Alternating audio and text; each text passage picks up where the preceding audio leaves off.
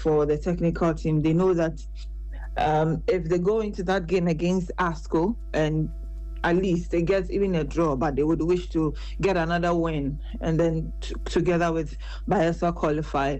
That is still in the plans. That is how they wanted it, and so it was a good win for them, and they really enjoyed it to the max.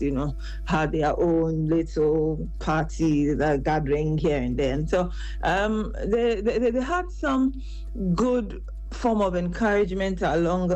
Before that game, Ouattara, this is where he comes from. Mm-hmm. He tried to share some words of encouragement with them before leaving to the stadium. He was at the stadium with the team. At least he's worked in Ghana several times, and so he felt a little connection with the Ghanaian side that was here. He came around, told them all the good things they needed to hear, and they were able to go in there and do same.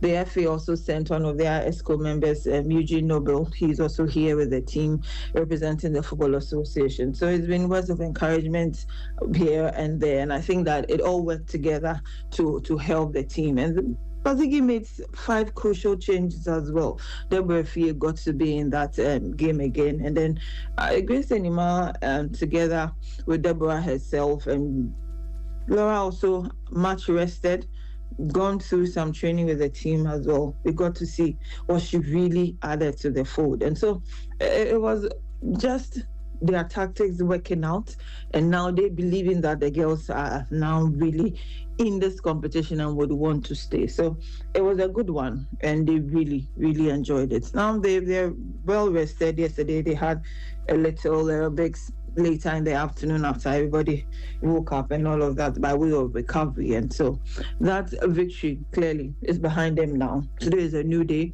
Get in there, make sure you go in strong against ASCO. Yes, they've been beaten by the other 2 countries in our group, but it doesn't mean that it did come easy. I watched Bayelsa against ASCO, and they had to wait till the second half before they were able to break down their defense. So they wouldn't come easy as well. They will put up a fight, knowing that whatever happens, they are going home. They have nothing to lose. And we are playing teams like that, they just don't care. They will just want to muddy your waters and go their way. So they know that it is very, very possible, but it could be very tricky as well. So work begins today. Whatever happened on Wednesday has been put behind, and they are surging forward as of today. What was the difference in the levels of performance from the first game Police Ladies played against Bayelsa Queens, and then the one they played against Samneli? What was different in that in the second game, on the performance, in the second game? Like I mentioned earlier, the difference would have to clearly be the changes Yusuf Bazigi and Tabasu decided to make. On the day, there was no Mary Berko. Deborah Fee had to take her place in that middle and make sure things went well. Victoria Williams also had her chance on the left wings as well. Gladys Kranchi was in there. And for me, I think they really missed the service of Jantine Dameshi in the first game, because she was very strong as well. Felicity also had to sit out. Yes, she had all of those experience, but I think Dameshi brought in some level of urgency. So it was that chop and change that they did that really, really made that change for them. Players like Sarah Nyakon just have to continue from where they left off. She, for me, is more like the revelation of this tournament. She's always a delight to watch, and I am happy that she's roped herself into this Phillies team as if she began everything. From the journey of winning the league with them, but it just shows the quality that she has. She's on loan from Dreams Ladies, and she has just been that different up front. And you see the confidence that you see Bazigi repose in her. You would understand why she is the one that is orchestrating everything up front. And that understanding between herself and Laura tells you the level that she is in the game. She really understands where to move, when to move, just so Laura will make those runs. And I believe that Laura is much rested now. In the first game, of course, she came in later because her flight was delayed. And you could see that now that she's okay. I mean, all of those traveling, stress, everything gone now. She gave her very best. So in the first game, I will now I want to repeat this and say that maybe stage fright got to them at that point, not having played on that stage before, did play a role, and they were well talked to after that defeat because it really, really, really got to them. They really wanted to start on a high. So I'm just listening. Those changes, the quality that they wanted in the first game that they didn't get, especially in the referee. She missed out on that first game due to some administrative errors. They were corrected. She got in there, and clearly she showed why she was missed in the first game. So it was all of those things combined. You know how to treat women. Sometimes you have to just take your time and talk to us, make us understand certain things. And Ms. Bazik will tell you that women's football goes beyond what you do on the pitch. Sometimes you really get into the psyche of these girls, and for the reason he was brought here, I think he did that so well, and he showed in the second game. So quite a number of things, because you see him still on the line trying to communicate with some individual players as the game goes by. So he didn't really sit down. He was always on the touchline. Either he's calling out to Sarah to correct certain errors, goes to certain positions to be able to make things work for him, and it paid off. So for him, it's nothing new to massage the egos of ladies and work with them. So it just had to happen in the second game, and they were very lucky. They took advantage of some of those moments that came and that counted for that win. Finally, Abigail, what should the team look out for as they go into Saturday's game? They have 3 points. They could go through with another 3. They could even go through with a draw, depending on what happens in the other result. But what should they look out for? What kind of a problem can ASCO potentially pose to police ladies on Saturday? I think that they just have to go into this game with that mentality against Sam Nelly. I remember when we were talking after the WAFU Queens game, I said that Sam Nelly could be more physical, and they needed some early goals. And truthfully, I mean, due to the hard work, they got that penalty after 14 minutes, and it unsettled Sam Nelly at a point. ASCO are stubborn. They would want to fight for the ball with you. They have some resistance in their defense as well. But if you are able to find a way around them and break them down, it becomes very easy. But also showed us that they will come at you, especially in the first half, with everything that they have. Play some also a little physical game with you, but if you are able to get to them and get that early win as well, I mean that early goal as well, it should work. So for me, if I get the opportunity to speak to Yusuf Bazigi at least before Saturday, I think that they need to go into this game with that first half mentality they had against Sabnelli. Play your heart out, play it as difficult as it will come, get your goal or two, go into recess, come back and try and see if you get another one or some more goals. Samnelli, I've also realized that the minute you break them down with your first goal, they look despaired. They don't really have that energy to fight again. They easily give up, if I can use that word. And so you go in there again, make sure by the 20th minute you have a goal or two in your basket, and then however they decide to play, you play with them and hope they do not concede cheaply like they did against Samnelli, and then it should work. They'll come tough, especially in there. Their first up games have always been better, but if we are able to get those quick goals, it should help us. Just finally, what does the itinerary of the police ladies team look like ahead of match day, which is tomorrow?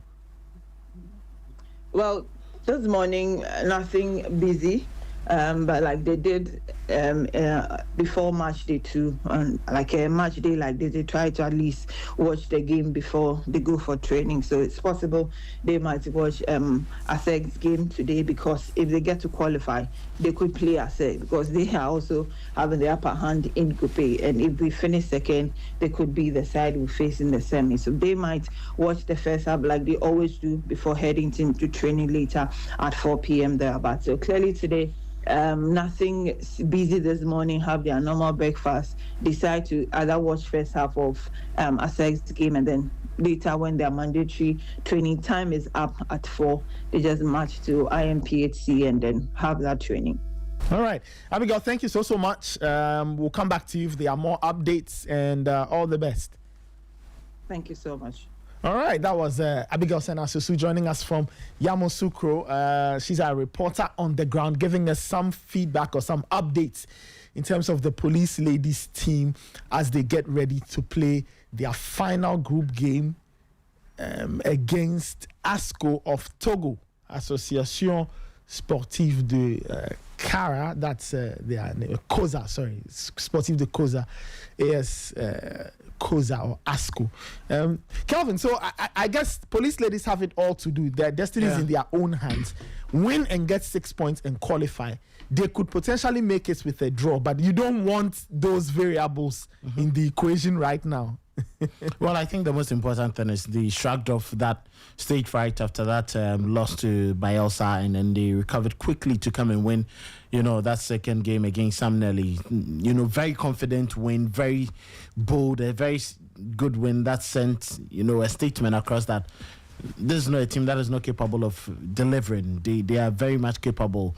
If you haven't heard from them and you think that it's just police, they just lived up to their name in the second game. Hopefully, yes, going into this final group game, they cannot achieve less. And for the coach, even Yusuf Basigi, he cannot achieve less, judging from what he has done on the continent with Azakes ladies, and then what Ampem Dakwa did with Nana Joa Dakwa too. It means that, at least the minimum for police ladies is to get into the main tournament, qualify and get into the main tournament. So I'm sure after that sort of confidence from the second game, they would go into this game with leaps and bounds of, hope. All they need to do is to just like Abigail said, this is a game of football. If you waste your chances, if you profligate, your opponent gets his or her chances, and then, they punish you for your inability to convert your goal-scoring opportunities. And that is the hope that, with what we saw in the previous game, they would build on it and at least get some early goals to unsettle their opponents, and then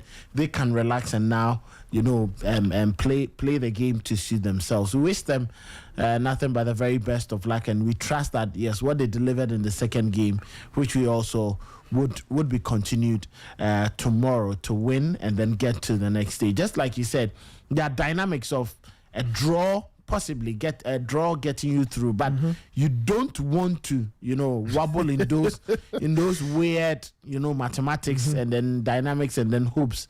Maybe the magic wand may not be present at that time, and then it may go in favor of another. So you don't just waste it. Just make sure that you go in all out, get your results. You never know what would happen in the last game.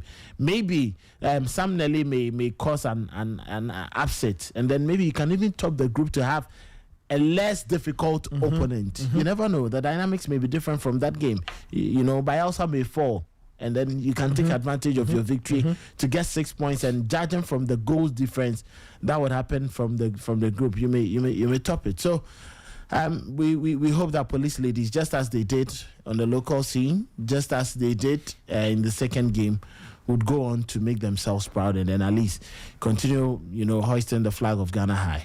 Well, let's hear from police ladies head coach Yusuf Basigi. This was after they beat Sam Nelly, right? This was after they beat Sam Nelly. I just want, for those who may not have listened to this voice clip initially when we played it, this is Yusuf Basigi again, just to give some context and just to tie everything together following my interview with Abigail Senasusu.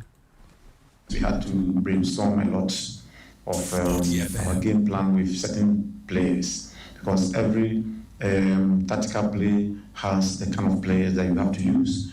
So that is why the changes, and they were adhering to all that I was telling them, and it was working. But since we had some few break, I think we gave them some time to rest so that they can have enough time for the next game. So we try to manage the situation for them so that they will be able to play. We must win this game if indeed we want to stay in the competition. So it was something that we prepared for, and we corrected our mistakes in the first game, and I think it really worked for us. Police ladies head coach Yusuf Basigi speaking. This was after they beat Sam Nelly. So he spoke about the fact that they had to be determined, they had to remind themselves of the weight of the occasion. and play and get themselves the win. Very important. They needed to remind themselves of what it is they wanted to do in Cote d'Ivoire. So winning that game against Sam Nelly was crucial, right? And it could be very, very crucial to the hopes of Police Ladies. This weekend, they take on ASCO. ASCO are yet to win a game in the competition. But that doesn't mean they are a bad side. It clearly means that they could show up on the final day, Kelvin, and decide to wreck the Police Ladies' adventure. So Police Ladies will have to be very careful taking on this team, 0 points from 6, and they could potentially cause a problem. So Police Ladies, we beg you, zone in, focus, get the needed points, and qualify. And now you start to plot your journey from here, because there's ASEC in the mix. They are in the other group. Okay, there's ASEC Mimosa Ladies. Yeah. They are in the other group, and they are playing at home. So, you know, they and USFA of Burkina Faso have 3 points each. Their group has only 3 teams. So ASEC have already made it. Today they take on USFA to see who finishes first and second. So that's the lowdown from the Police Ladies camp. They play on Saturday. They play tomorrow. So if you have any comments, 054-257-1061, 054-257-1061.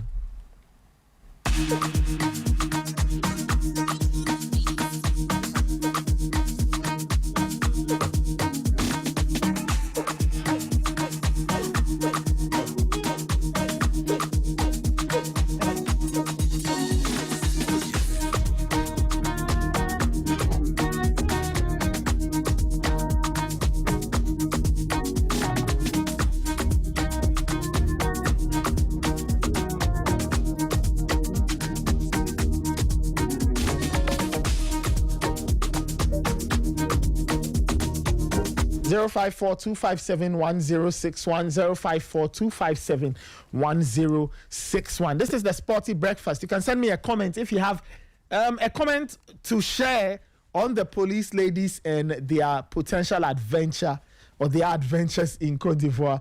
They are trying to qualify for the CAF Women's Champions League, and they have 3 points on the board. If they get 3 more on Saturday, they are in the semi-final, and it makes the journey it keeps the journey alive. It keeps the hope alive of qualifying to the main competition. As I said earlier, 8 teams will make it to the CAF Women's Champions League. Currently, 8 teams play in it. That's why, you know, Police Ladies have to go through all of this stress, quote unquote, to get to that competition. They need to win the WAFU B qualifiers for them to represent WAFU B, because they are the WAFU A qualifiers as well. And then there are teams from the Southern Zone, the Northern Zone, Eastern, Central Africa, and all of them, when they come together, will make 8 participants for the main competition, which will be played in Tanzania, I believe. So that's the lowdown. That's the lowdown in terms of the Police Ladies team, Malta Guinness Women's Premier League winners, and they are hoping to make it. You can send me a comment, 054-257-1061, 054-257-1061, 054-257-1061.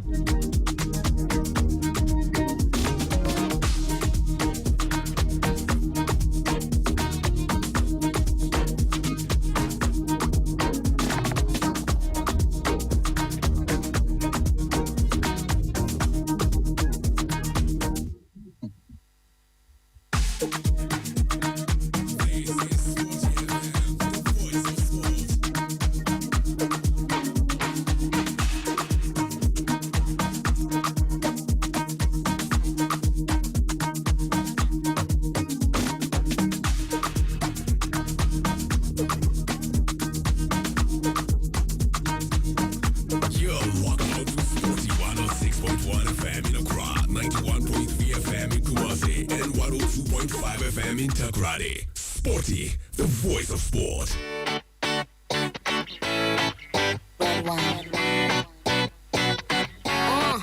Let's go to the beach, each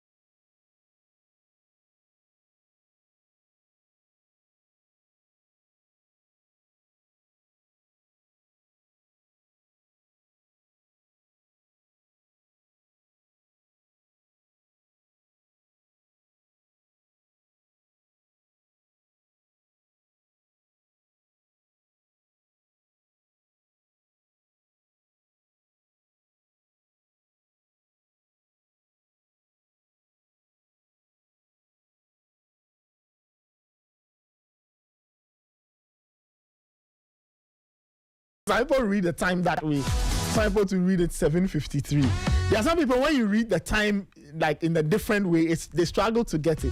So if you tell somebody, oh, it's 20 to 8, now the person is trying to think, okay, 20, what does it mean? So it's 7:53 or 7 minutes to 8. The CHAN comes to an end this weekend. The CHAN comes to an end this weekend. The final will be played in Nairobi. Now, the CHAN, as you would know, is a competition or a Cup of Nations designed for players playing in their domestic leagues, right? Playing in their domestic leagues. That's why the CHAN was created. It started in 2009, and Ghana made the first final with DRC. But Ghana lost that final, was it 3-0 or so to DRC. Strangely enough, Ghana beat DRC in their opening game or so, and then, in the group stage, and then they lost to DRC again. They lost to DRC when they met again in the competition. Ghana also made the final in 2014 under Max Kunedu, where in the semi-final, I think we won a penalty shootout, and then in the final, we lost the penalty shootout. So that's the story of Ghana. But in terms of this year's CHAN, it's been a very interesting journey. A very, very interesting journey. Teams like Sudan, teams like Kenya, Senegal are defending champs, and Morocco all made an impression. I was really impressed watching some of the teams. Tanzania tried, but they got KO'd. But, Kelvin, today it is Senegal versus Sudan in the third place game. The Sudanese have had to endure a lot to get here. They would have loved to play in the final, but that didn't happen. They play in the third and fourth place game today at the Mandela Stadium in Kampala, and they are fighting with Senegal for bronze. I don't know your thoughts on the CHAN, Sudan's journey, and anything you can tell us about tonight's game involving Senegal and Sudan.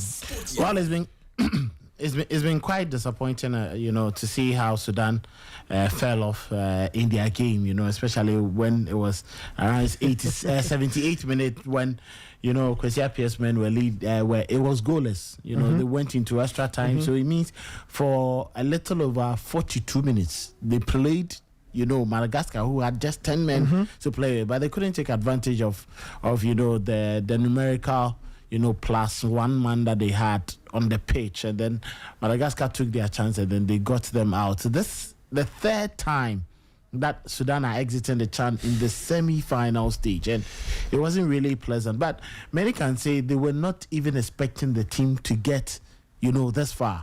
Not to make excuses for them, but if a team is preparing for a tournament and then the coaches, very integral members, the goalkeepers coach, the assistant head, and the head coach travel just 3 days or 4 days before the main tournament, meeting the team at the host cities. It doesn't help. How would they even transfer or teach them what they think would be best for them at this particular tournament? Let's not forget that different opponents come with it. The only plus that it was for them was that because other groups had 5 nations. So they had their game spread. I think they had about 6 days, 5 days, 7 days between their group games. And that gave them that opportunity to at least rest and then, prepare and teach what they wanted to teach better to their team. But unfortunately, when it got to, the final stage, they just had to bow out. They missed a number of players. One thing many don't know is, the Malagasy side. I'm advancing into the finals already, but the Madagascar team decided to open their transfer early. Okay. So all the players who were playing outside, they were signed by clubs in Madagascar. Exactly. Okay. You get it. So they will be eligible to play in the tournament. So some of their best and quality players or exports managed to come in. Other nations did that. In North Africa, the likes of Morocco and others, they did that to accommodate the very best of talents who they thought they were not, going to get contracts outside. So for Sudan, they suffered with a number of injuries. Going into this game, Senegal themselves, quite disappointing, defending champions. They wanted to, at all costs at least get to the final, but 2-time champions Morocco told them, come on, we are back for what is rightfully ours. They just sent them packing.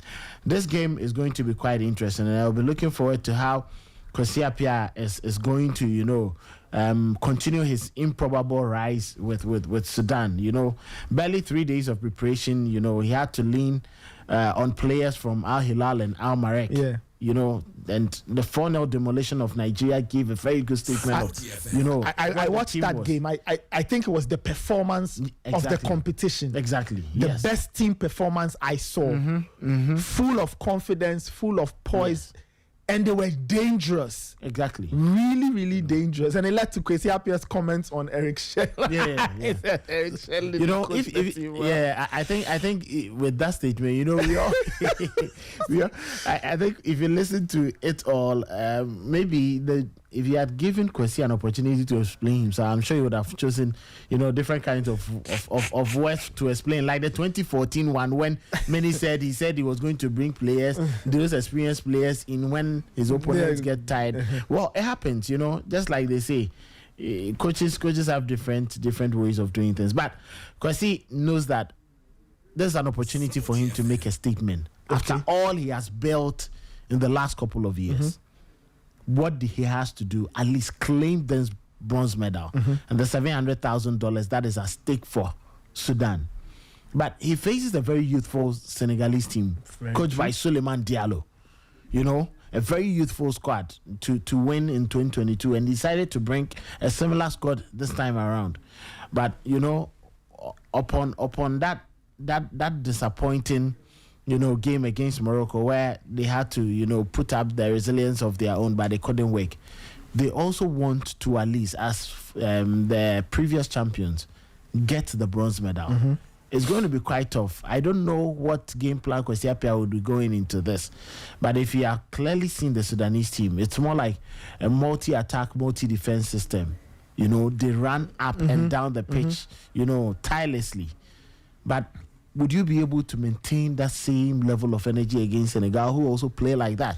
If you watch that game after the Morocco game, the Moroccans were tired. They were worn out. You could clearly see that Senegal had a lot in the tank. Yes. And for me, what makes this tie even more interesting is the fact that they have history. They met in the group stage and they drew goalless. So now, I don't know whether they will abandon the cautious approach and both teams will go for broke now, or they might still be cautious because nobody wants to give up the last remaining prize, if you like, left in the competition. So I don't know. So you look at this game, and the two settled for a goalless draw in the group stage game that they played. Yeah. Now, Kwesi Appiah, just like I said, Kwesi Appiah's team, multi-attack, multi-defense, very compact defending, very difficult to break through the lines. That was what Senegal wanted to do in the first game, but it couldn't work. Now, going into this game, I'm sure Kwesi would tell his men, gentlemen, there is nothing to lose now. It's either you go all out for it or we exit the competition. And what may play to the advantage of Senegal is that Sudan have played, consecutive extra time games. Now they will be worn out more than the Senegalese team, and they had to even make a trip away from where they were back to Uganda to play this particular game. So I'm looking at the dynamics involved, looking at how Abdel Razik, and his team will be looking forward to, breaking down this Senegal team. I expect another difficult game, but if I am being very much objective, I think Senegal stand a better chance of winning this. Okay. They look more like, a team that has cooked, well in this particular tournament. You can't take anything away from the American team.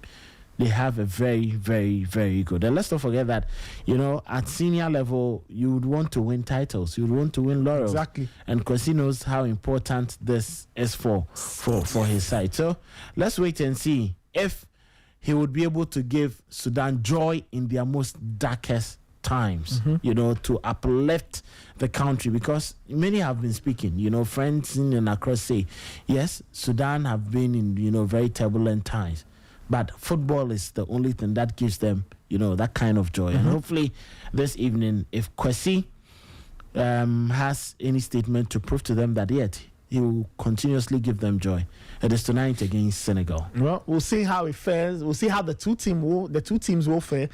Senegal taking on Sudan in the 3rd and 4th place game. Staying with the CHAN, some interesting bits of news. So one of the Kenyan players, Boniface Muchiri, has been rewarded with a promotion in his military career with the Kenya Defence Forces. He did really well for the Harambee Stars.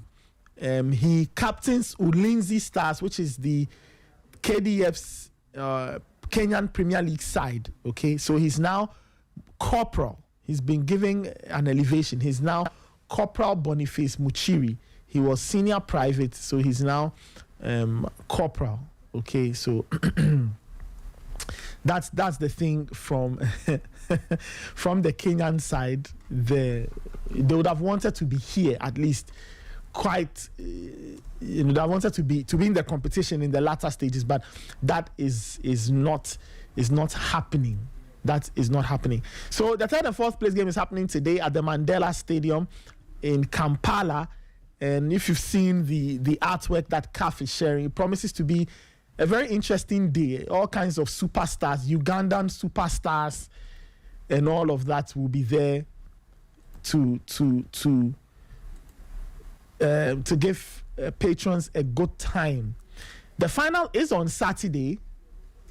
Okay, the final is on Saturday. Yes, Saturday. It's on Saturday between Madagascar and Morocco.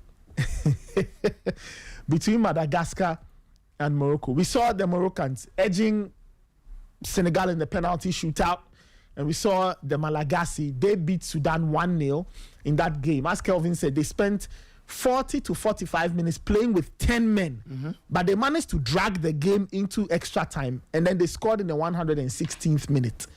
So that tells you how resilient they are.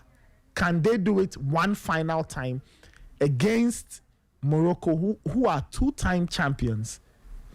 Okay, for Madagascar, they are the first island nation to contest a CHAN final, and both teams are playing their 7th match of the tournament, which is the most played by any team in a single CHAN edition. It's simply because the competition had 16 teams prior, right? Yeah. And now they've increased it, and then there's a new round, so you play 7 games. That's the length of a World Cup tournament, if you like, or the length of an AFCON these days. So that's that. Now it will be the 3rd time Madagascar and Morocco are winning. Madagascar are making their debut in a CAF Senior International final, while Morocco are appearing in their 3rd CHAN final after 2018 and 2020. And they won the final on those 2 occasions. And Madagascar, they are the 13th different nation to reach the final, and a victory will make them the first Southern African team to lift the trophy, and the win from Morocco will make them the most successful side in CHAN history with 3. Should they win, they go to the top, outright leaders in terms of who's won the CHAN the most occasions. So that's a very interesting context for people to think about. Madagascar, resilient side, stubborn side, but will they be able to stop Morocco? This is a new challenge that they are going to face. Okay, that is what they are going to face. And they have to take on Usama Lamlawi, who is the top scorer, 4 goals in 5. So these Moroccans, very interesting. They are coached by former FC Porto winger Tariq Sektoui. Former FC Porto player Tariq Sektoui. He was teammates with Benny McCarthy when they won the Champions League back in 2004. So that's an interesting journey. Morocco versus Madagascar. Calvin, it's a very interesting final. Madagascar are making their first ever CHAN final, and Morocco are making their third CHAN final.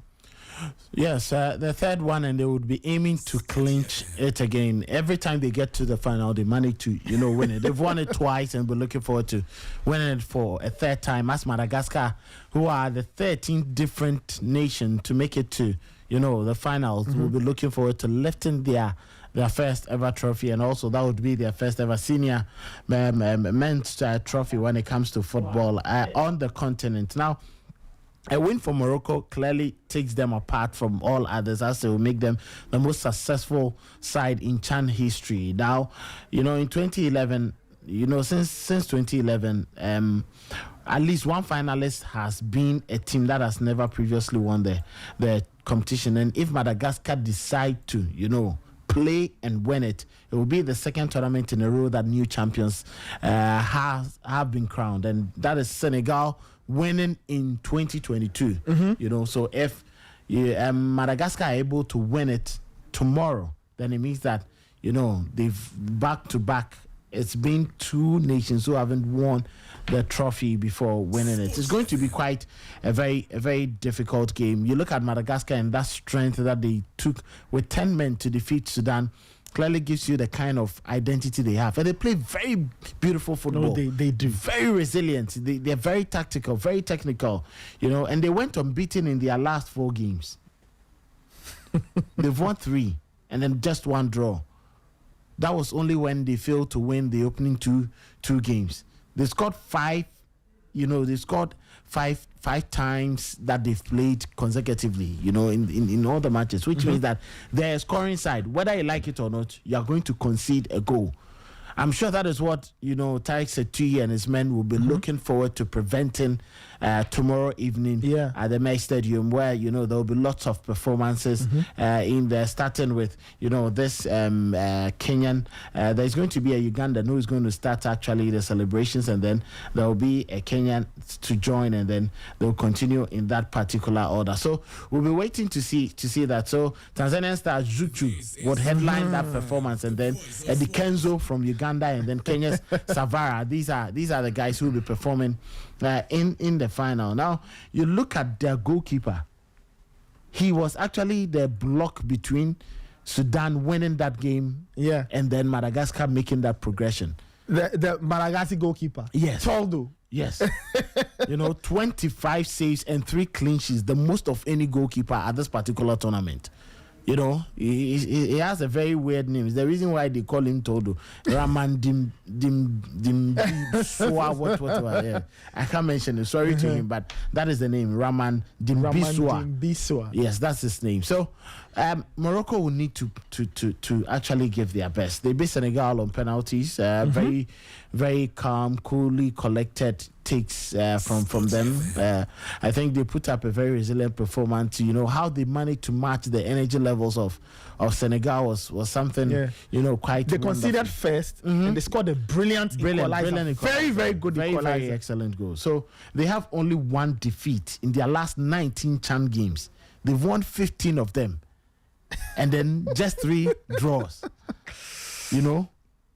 15 wins, 3 draws, just 1 loss, which clearly gives you an indication that they are a side that they cannot be easily beaten, and they find it easy to win matches too. So we would wait to see if that test, that test can be something that Madagascar will pass or not. But judging from all indications, I think that Morocco, by virtue of their brilliance, the quality they have in their team, from their confidence of having 2 titles already, aiming for the first trophy, stand taller than Madagascar on Saturday evening to win the title. But should any victory come from Madagascar, I wouldn't be surprised. But I predict a 2-1 victory in 90 minutes or in 120 minutes for Morocco to progress. We'll see. Michael Asaibrado is joining us. Michael, good morning. How are you doing today?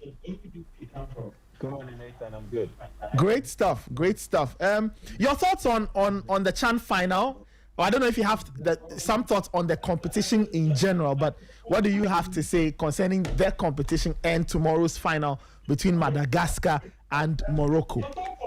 On the CHAN final? Well, I think how do they call it? They call Pamoja 2024. I think the Eastern African countries have given us a feel of what the football fever is over there. You have to give credit to Kenya, Uganda, and also Tanzania for how they were able to ginger us up right from the start of the competition. And I think it coincided with them having some brilliant stuff. Kenya, Uganda, Tanzania started the competition very excellently. And so it gave the euphoria around this whole competition another bite. And you'd have to give credit to these 3 countries. But I think along the line, that's when the men were being separated from the boys gradually, and it led to where we are now. So I think overall, it has been a very good competition. There's been some one or two blips, some one or two issues here and there, especially with Kenya. And the crowd going to the stadium with a different motive, just to stage protests against their sitting presidents and their leaders.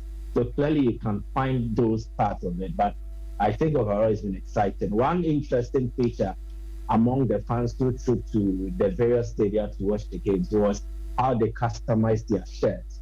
They were wearing their national colors customized differently with weird messages behind them.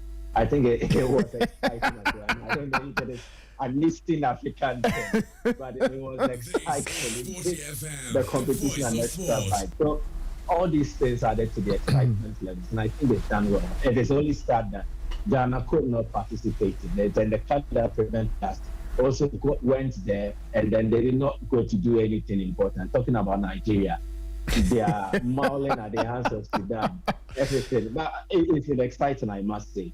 But I want to make a case that I think third place playoff games are becoming irrelevant. And how so? The sooner we are, what are we playing it for? Why are we playing third place playoff? Well, it's to win a bronze medal, right? What does a bronze medal do? The most important aspect is who wins the competition and then who finished as runners-up. I don't think we can choose the best of two losers in the semi-final. Oh, but Michael, we need to know who finished third and fourth and be able to rank teams. If we have to dish out prize money, we should be able to know who finished third, fourth, and all of those things. Okay, so how do we decide who finished fifth and sixth? You use classification and performance results in the competition. In the same way, you use similar process to decide who finishes third and who finishes fourth.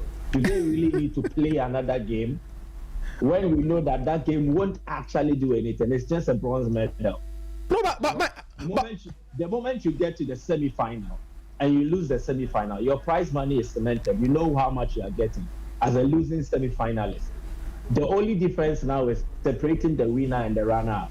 So if it is about determining your prize money, that is already decided by losing the semi-final, because the prize money is allocated after the stage you get to. So if you get to the semi-final, this is how much you are getting. If you win an extra game in the semi-final, then you add something to it. Again, it is about classification or ranking of teams. If you accumulate so number of points, you rise to this level. You get to the semi-final stage. Then we should use your results in the games that you played to that stage. If you still can't separate them, there are tiebreaker situations or scenarios or criteria that have been created by the tournament organizers, like discipline and all the others.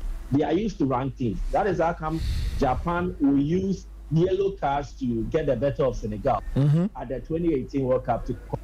All these things play a part. So, in my opinion, I think the third place playoff game should be scrapped. Michael, it is irrelevant. Michael, I agree with you. And when you tell me that you are going to give prize money for 800,000 or 700,000 for third and 600,000 for it, then just share the 100,000 and make it 650 so that everybody goes this way. No need to waste time to play for nothing. We are playing for nothing. Nobody remembers that. Everybody knows it is. Everybody knows, quote unquote, it's a useless game. Yeah. But I need to be blunt. Well, I disagree with the two of you. Third and fourth place playoffs, I think, are important and they should be upheld. No, you see, Michael, I say this because you see, sometimes when teams lose a semi-final, right? Look, you are not going to the final. At least one more game. And if you've noticed, some third and fourth place games are absolute blockbusters because there's no pressure. You play with the handbrake off, and you get all kinds of exciting games. I think the third and fourth place. Listen, nobody's interested in the game of losers. Who is the best loser? No, but the point is to play a game to decide who is the best loser. Who likes that? I won't call it. No, I won't call it. I won't call it a contest between, two losers, or to say that who wants to see the better of two losers. I just think that, okay, look, even if you want to scrap it for example, in the Euros, there are no third and fourth place games. Granted, I think competitions, for example, the World Cup still has the third and fourth place game, and I'm all for it. We'll scrap it. We'll start we'll write it. No. I believe in the third and fourth place game. It's a good game. It's a wonderful game. A battle of two losers. No, I mean, look. Better loser. I'm just saying that. Look, when teams lose semi-finals, at least they should be given the opportunity to fight for something. So yeah. What are you fighting for? You've lost. No, you are fighting. You see, you are fighting to win a bronze medal. No. You are fighting to win a bronze medal. We need to see who officially finished third. Sporty FM. You understand? We can officially do that without them necessarily playing 90 minutes. How do we do that? Because teams get to a semi-final. One loses. There are two semi-finals. Two teams will lose from those games. How then do we determine who did a better job? Fantastic. So here lies the case. In the group stage, we rank teams based on results and points earned. Mm-hmm. Now, this point tally will build you up and take you to the next stage. Yes. The next stage, you have to win a game to qualify. Yes. So you can use results to measure who places third or fourth. Like I said earlier, even if the results are equal, there are tiebreaker criteria that is always set by tournament organizers. That is where the application of yellow cards, disciplinary records are used to separate teams. Even in instances where you still can't separate them, a toss of a coin is suggested. So the moment they finish their semi-final games, you should know which team has the better record amongst the two by measuring their results and comparing them. So in my opinion, it is you can officially decide who should finish third without them necessarily having to play, because there is nothing to fight for. A bronze medal maybe is a consolation, but not consolation enough for me, because it doesn't serve any purpose. I came into the competition to compete and win. Unfortunately, I did not get to the final. It's the end of the road for me. What does the third place playoff do for me if I don't get to the final to play and have a chance to win? you just said it's consolation. I think it's reason number one. Reason number two, I think that it's a great way of determining who finished. I mean, I think very simple way of determining who finished third or fourth. And I think personally, an extra game doesn't change much. In any case, it could even be an opportunity for squad players to get extra minutes.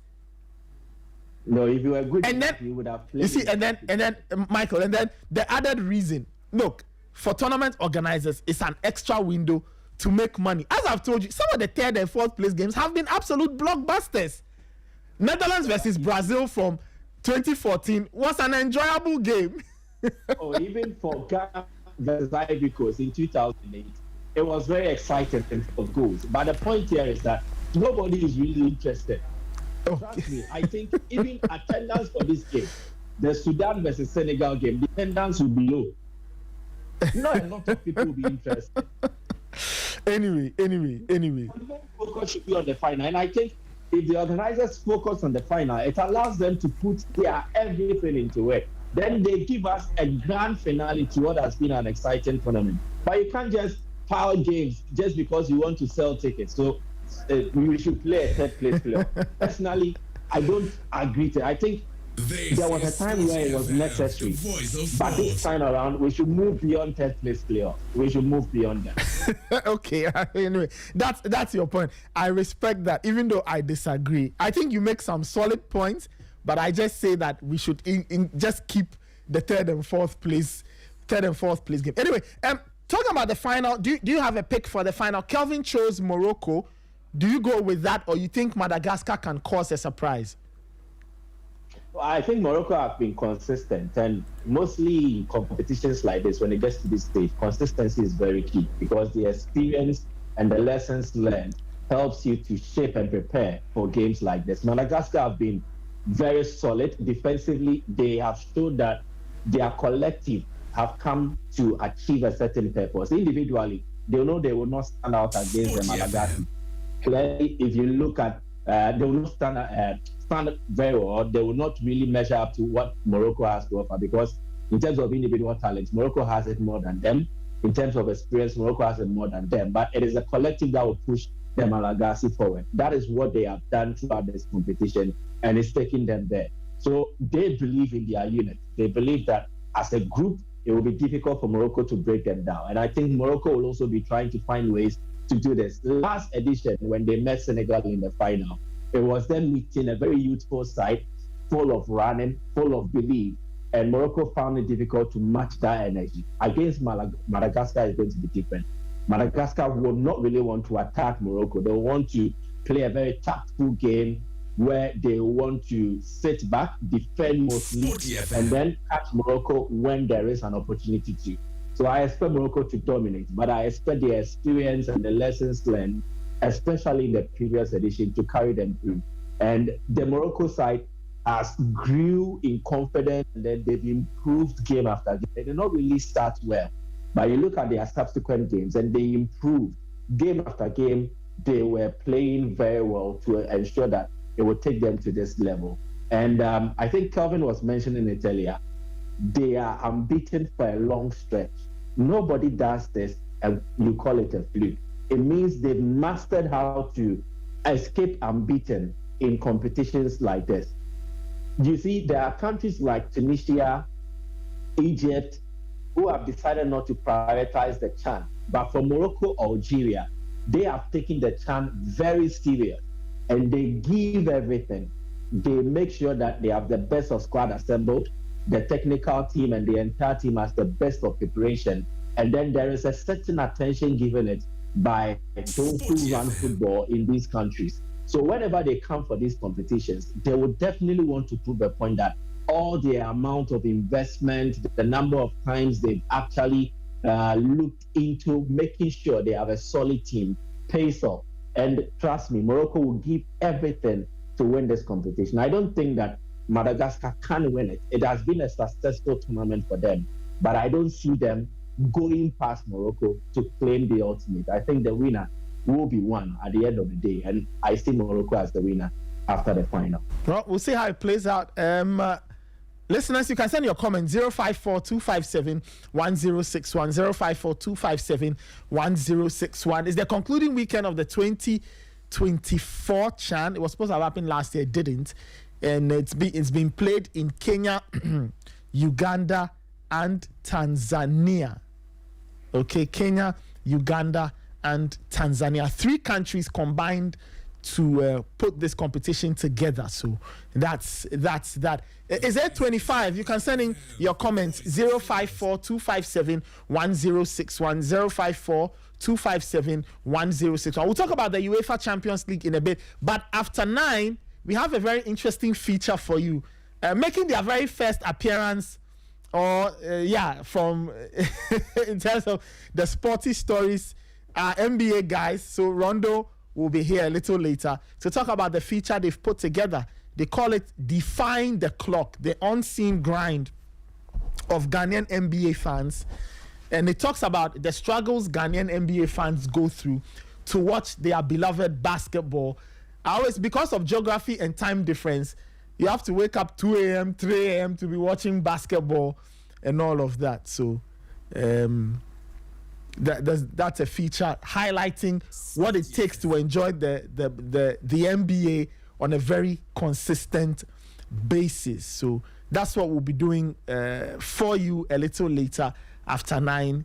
And then we'll also speak with the guys from Pruride, from Prudential Life Insurance, to talk about the Pruride. It's happening on Sunday, right? So one final time for those who may not have heard, for those who may have missed out, for those who don't know what is happening.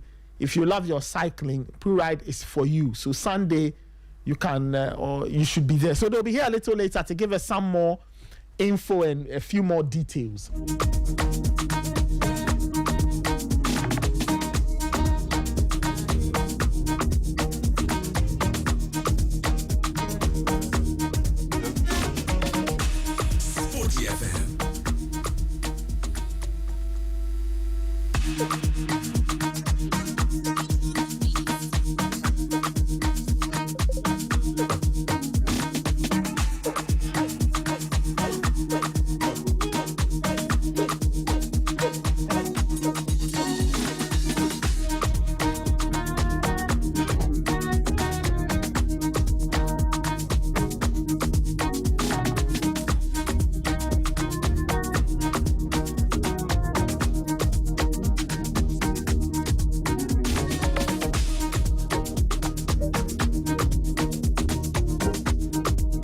8:27. You can send in your comments 054-257-1061.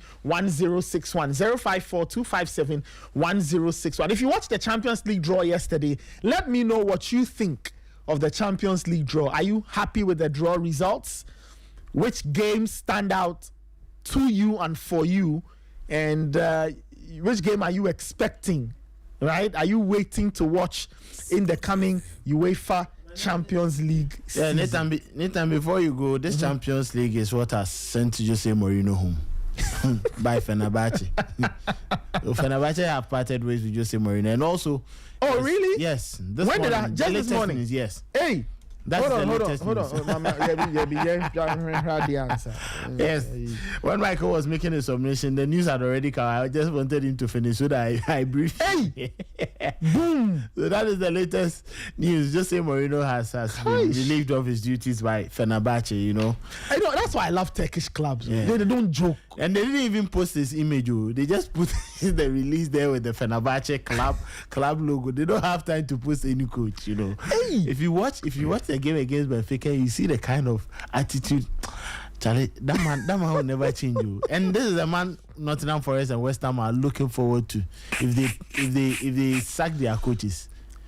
You know, Nottingham Forest, Edu is currently fighting with Marinakis, Nuno Espirito Santo, yes. Edu, and they want to get rid of Nuno.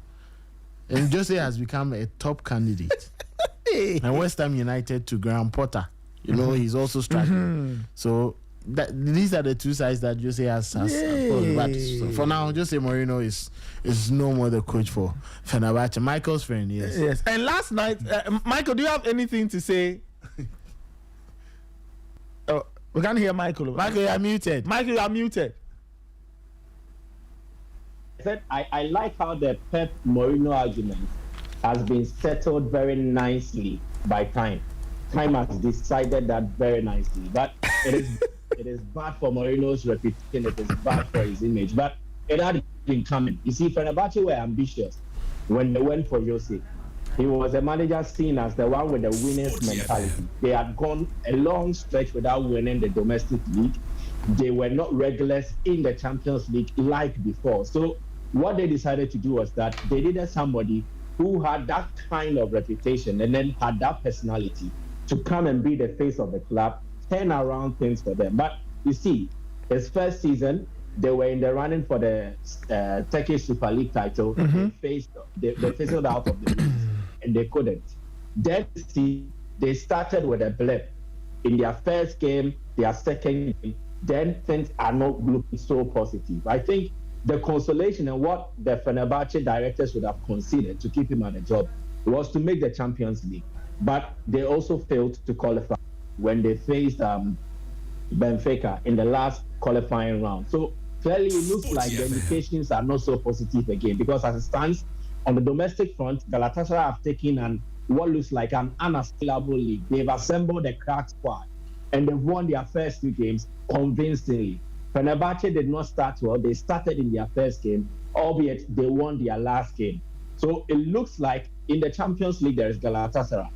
On the domestic front, there is still Galatasaray. Then Jose Mourinho's coming has not really paid off. So they think he's very expensive. They can't maintain him, and especially when they can't get any guarantees about success, then they would have to let him go. It is bad for Mourinho's image. In his last three jobs, at clubs where in prime Mourinho's time, he will not even consider. Mourinho at his peak will not consider Spurs. He will not consider Roma. He will not consider Fenerbahce. But he's gone to these clubs. People say he compromised. He's gone there and they've sacked him. Spurs sacked him. Roma sacked him. Fenerbahce has sacked him. I think we will need to reconsider his options and look at what he thinks is best at doing as it stands now.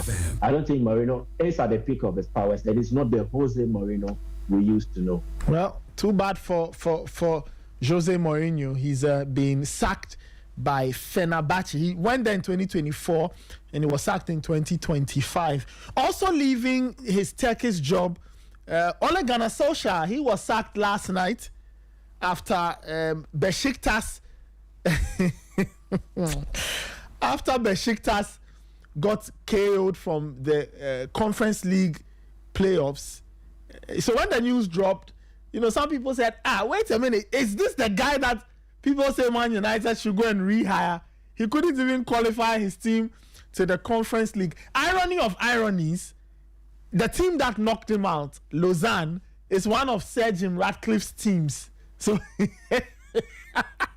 that's a very interesting story there. So Ole Gunnar Solskjaer and Jose Mourinho getting sacked by their Turkish teams following last night's exertions in either the Champions League qualifiers or the Conference League qualifiers. But in terms of the Champions League, guys, the draw has coughed up some very, very, very interesting ties.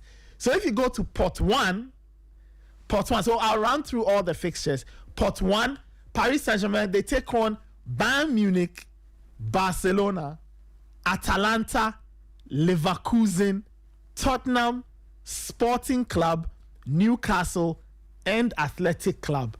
Wow, what a run for PSG. Bayern Munich, Barcelona, Atalanta, Leverkusen, Tottenham, Sporting Club, Newcastle, and Athletic Bilbao. Wow.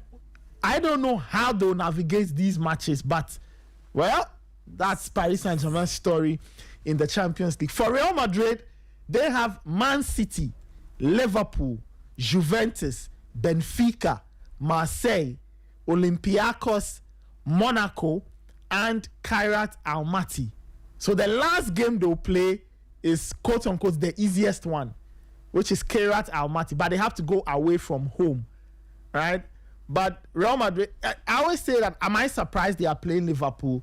No, I'm not surprised at all. You can always write these storylines if you want, and UEFA will always give us nice storylines to talk about. So just after he left, Trent Alexander-Arnold is facing his former team. Guys, I don't know if you have any thoughts on this before I proceed to the next one. Michael, any comments? I think it's a very difficult draw for Real Madrid, in that facing Man City, they have a bit of their own history against them in recent times. And Man City are looking to reset, bounce back after what was a disappointing season last term. They showed some brilliant signs in their opening game, and then their same issues were exposed in their last game against Spurs. Liverpool beat Madrid, especially at Anfield last season. I think what will be at the heat of every talk regarding this game will be the return of Trent, the one called the traitor, when he returns to Anfield, and the kind of reception that he will get. It makes the game also exciting as well. Then the Juventus game is tricky. The Benfica game is tricky. Don't forget, last season, Madrid did not actually have a smooth sailing league-based campaign. They had to dig deep to win some games, and then there were some disappointing results, especially that defeat to AC Milan and all that. So I think they will learn lessons from them, but I still think it is going to be a difficult season for Real Madrid overall, whether in the Champions League or the domestic one, because it is a team that Alonso is trying to mold to play with the identity that he expects them to, and this will take time. So I don't think they can quickly just put everything through, just grasp everything that he wants them to do in the shortest possible of time. So this will be a season of Madrid trying to find their rhythm, trying to find themselves, trying to identify the kind of football they want to play. So I don't think they will do much in the Champions League, irrespective of where they get to. But I still think this should be a set of games that they should win the most of them to gather a lot of points to qualify from it. It should not be that difficult, but there are tricky games. The Man City-Liverpool game are the most difficult. Then there are tricky games against Juventus, Marseille. Anything can happen against such opponents. And I'm particularly interested in how Madrid will fare against a young, exciting team like AS Milan. But I think the team that will enjoy playing Madrid is Kairat Almaty. They are the easternmost team or club to play in the Champions League. And Madrid making such a trip, which is closer to Nepal than to Portugal, means that they will actually be traveling a long distance. Yeah. But I believe that the Kazakhstani people will enjoy hosting Real Madrid at their home. I don't think it's happened before. We've seen Astana play in the Champions League. I stand to be corrected. I don't think they faced such European royalty. And to have the most successful club in the history of the competition take a trip to the home of Kairat Almaty, I think it is going to be a memorable moment for the people of Kazakhstan. And that, to me, looks like the standout fixture if you compare between the two teams. I think Kairat Almaty will enjoy the movement. To me, it looks like the game I want to watch just to see how the reaction will be like when Madrid get to Kazakhstan, when they travel all the way to Kairat, how will they be welcomed, everything around the game. I'm very interested in that aspect of this game. For Kairat Almaty, it will be fun hosting the Champions League's greatest ever side. So I'm sure they will enjoy themselves. Man City, they also have their own interesting 8-game run. They take on Dortmund, Real Madrid, Leverkusen, Villarreal, Napoli. Again, you knew it was almost written that KDB would get to face his former team. Bodo Glimt, Galatasaray, and Monaco. Bayern Munich, they have Chelsea, PSG, Club Brugge, Arsenal, Sporting Club, PSV, Union Saint-Gilloise, and Paphos are the Cypriot side making their Champions League debut, and they have David Luiz on their books as well. So that's also an interesting run for Bayern Munich. They have very interesting games to play in the competition, and they start off with that home game against Chelsea. For Liverpool, they face Real Madrid, Inter, Atletico Madrid, Frankfurt, PSV, Marseille, Karabakh, and Galatasaray.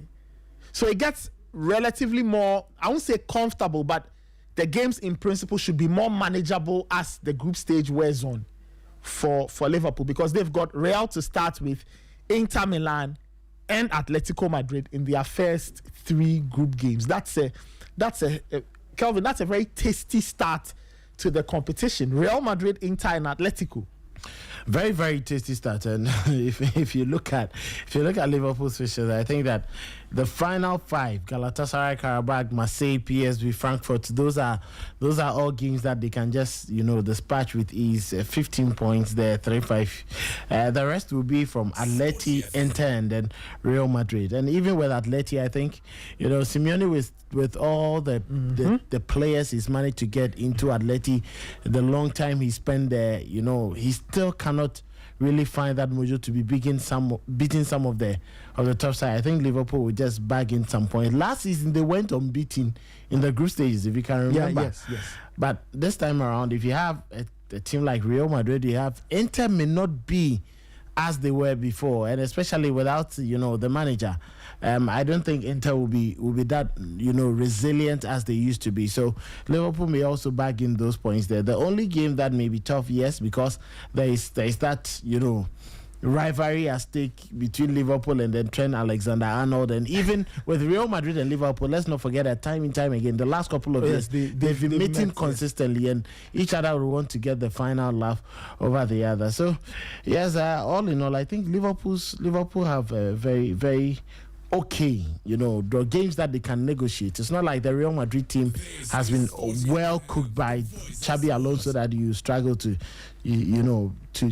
beat. They are still beatable. So for Liverpool's set of teams, I think yes, it's cool, it's fine. They would be able to just manage it and then sail through. Well, one final bit in terms of storylines. Liverpool take on Frankfurt, also in their Champions League. Guess who they signed from Frankfurt? Yeah. Hugo Ekitike. So I always say that some of these narratives, you can almost plot them. Inter Milan, they have Liverpool, Dortmund, Arsenal, Atletico Madrid, Slavia Prague, Ajax, Kairat, and Union Saint-Gilloise. Chelsea, they have been given their very good friends Barcelona to start. They are starting their run with a tie at home against Barcelona. Then Bayern Munich away, then Benfica, then Atalanta, Ajax, Napoli, Paphos, and Karabakh. Michael, that's an interesting 8-game run. 2 blockbusters to start with, and then you have all these other very interesting ties. Oh, to sound overly, I think Chelsea can beat all the teams in this group. Wow. There are teams that have names, but I don't think in terms of the recency aspect, they are really up there. Barcelona are trying to build and rise in the Champions League, so you would have to give it to them. Bayern Munich not really found their feet under Vincent Kompany, so they have exciting players. I want to put them equal to what Chelsea is or where Chelsea is at this moment. Benfica already. Chelsea have tasted what playing against Benfica will look like. Atlanta are starting anew with Ivan Juric after Gianpiero Gasperini left. And Gasperini had become an embodiment, a true part of Atlanta. So his departure will definitely take something from the side. And they will need to now play under the identity of Ivan Juric. And this will take time. Ajax are not the Ajax we used to know when they made it all the way to the semi-final under Eric Ten Hag. Napoli under Conte. We all know Conte and struggles whenever he comes to play in the continental competitions. Yeah. Pafos are new. They have an exciting story, but I don't think they have Champions League experience, think that they can come here and punch above their weight. And then for Karabakh, a tricky opponent, but I don't think they are also troubling. And this historical aspect. Yesterday I was saying, you see, en route to Chelsea winning their first Champions League title, they met Napoli, Benfica, Barcelona, Bayern Munich. And it looks like it is a similar storyline. And everything points towards the fact that if Chelsea are able to draw confidence from history, draw confidence from recent performances and results, especially the Club World Cup, they can stand toe-to-toe against any club in their group games. And then they will definitely get a very good results against them. I am particularly looking up to some of these games and then the matchups. It will be very interesting. The Chelsea midfield, with all players fit and available against the Barcelona midfield, how will they measure up to them? Because I think in recent times, a lot of the argument Chelsea fans have made is that they have one of the midfields in Europe. So how will their standard measure up against one of the best midfields also currently in the game? The Barca midfield is excellent. Frankie de Jong, you have Pedri, and then at a point in time, you can have Fermin Lopez, you can have Dani Olmo, you can have Gavi. So Barca have a very rich midfield. How will the Chelsea midfield of Enzo, Caicedo, and whoever gets to play, whether it's Romeo Lavia, whether it's Cole Palmer, depending on the setup that Enzo Maresca will draw, how will they measure up against them? In terms of the attack, we looked at Bayern Munich and what they've added to their team. How much for Chelsea's attack also cook? Young, exciting talents like Estevao, you have Joao Pedro, you have Liam Delap. You look at all these players Chelsea have assembled. How will they measure up to players like Harry Kane, Michael Olise, and the others? So it is going to be an exciting trip for the Chelsea fans and the Chelsea team in their group phase. But I say it again, all other things being equal, with a right mindset and then with all players available, Chelsea can measure up to any of the top teams they are set to face in the league phase. And I don't think they will have any struggle or any challenge qualifying to the next stage of the competition. Moving on, Dortmund, they play Inter and Man City, Villarreal, Juventus, Bodo Glimt, Tottenham Hotspur, Athletic Club, and FC Copenhagen. And the final team from Pot 1, FC Barcelona, they have PSG, Chelsea, Frankfurt, Club Brugge, Olympiacos, Slavia Prague, FC Copenhagen, and they complete that group stage run with Newcastle United. So if you go to Pot 2, Arsenal's run also quite interesting. The first 3 games are huge ones: Bayern Munich, Inter, and Atletico Madrid, and then it's Club Brugge, Olympiacos, Slavia Prague, Kairat Almaty, and Athletic Club. Kelvin, that's a yeah. It's like UEFA have a fight against Arsenal. Oh, why? Small semi-final we go last season. See, small semi-final we get to see. Bayern 1, 2 Inter, 3 Atletico Madrid. But apart from that, the rest of the games, we beat Inter last last season though. So for the games, I think it's okay, because if you look at after the Bayern Inter game, and I'm not sure Bayern Munich is the same Bayern Munich we used to know 5-6 years ago. You know, this is the more solid Arsenal team, and I think that enough quality, enough confidence at the stage where Arsenal is now. they should see themselves as winners and finalists of the Champions League. So anything put before them, last season's victory against Real Madrid is clearly a statement, and I'm sure Mikel Arteta will be, beating up on that if a whole Real Madrid suffered, at your hand, how much more, this club that you cannot beat. So I think Bayern Munich, they are negotiable. Just like I said, Inter without Simeone isn't the same. And let's not forget it, the players may not be given, the hand. Look at their defense. You look at their defense now and you start asking yourself questions, especially what they did at the Club World Cup. You just realize that no, there's quite a deficiency in the Inter team. Atleti, I've always said that Diego Simeone will do all he can, but there are some games that he won't win, and one of them is against Arsenal. Arteta knows very well. Maybe it's going to be a fight between himself and Simeone down the technical area. Words, you exchange words, and then maybe when it gets difficult, they play some haram football. But it's quite interesting looking at the games. You look at where they are going to be played to, because if Arsenal play against Bayern Munich at home, I'm sure a narrow victory, Arsenal should be able to get it. Enter away with Inter's form and then their team. Arsenal has beaten Inter when they were even, top with quality players. Not now that Arsenal is on the, edge, that they would struggle against them. They play Atleti at home. And then Club Brugge away, that game should be easy for us. Come and play Olympiacos at home. Arsenal should be able to win that. Travel to Slavia Prague. I think it's an okay. It's very okay. An okay run. It's very manageable for Arsenal. And if a whole Manchester United decimated, Athletic Club last season, with Arsenal's quality this season, why shouldn't they be able to travel to Bilbao to defeat? That is Athletic Club. So Arsenal should be able to walk through this group stage. They shouldn't even place between 9th and then 16th. They should just be 1 to 8 and then make that progression to the next stage. Yeah, 1 to 8. Because I think the run that Arsenal have, it's a very manageable. Yeah, run. very, very manageable. It is a very manageable. If you just look at the pedigree of the first 3 teams, then you start thinking, hey, Arsenal. But I think Arsenal at this stage, the only side maybe you can say maybe better in terms of pedigree and winning things is Bayern Munich at this moment. For the entire Athletic Club and all the others, I think Arsenal should be able to match them.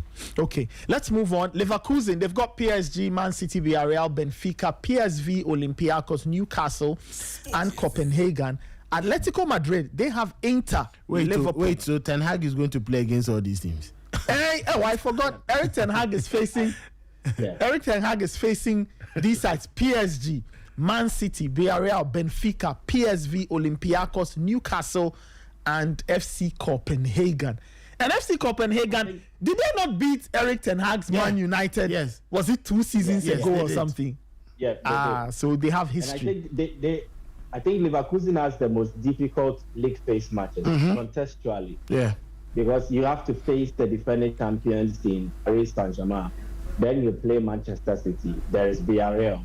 And looking at how Villarreal have started the season, and looking at the players that Leverkusen have lost, I think it is a game where they are not really the favorites. Benfica have been regulars in the Champions League. It can spring a surprise at any point in time. PSV are in the form of their lives. And don't forget, last season, they beat some of the best Italian sides. Olympiacos, very tricky customers, especially when you travel to Greece to face them. Newcastle are not really any team that Leverkusen would think they will have the best of when they face them. And then FC Copenhagen, as we said, it is an away game, tricky game, all the way in Copenhagen's home stadium. When you go there, it is very tricky for you. So I think they have the most difficult time for the team before too.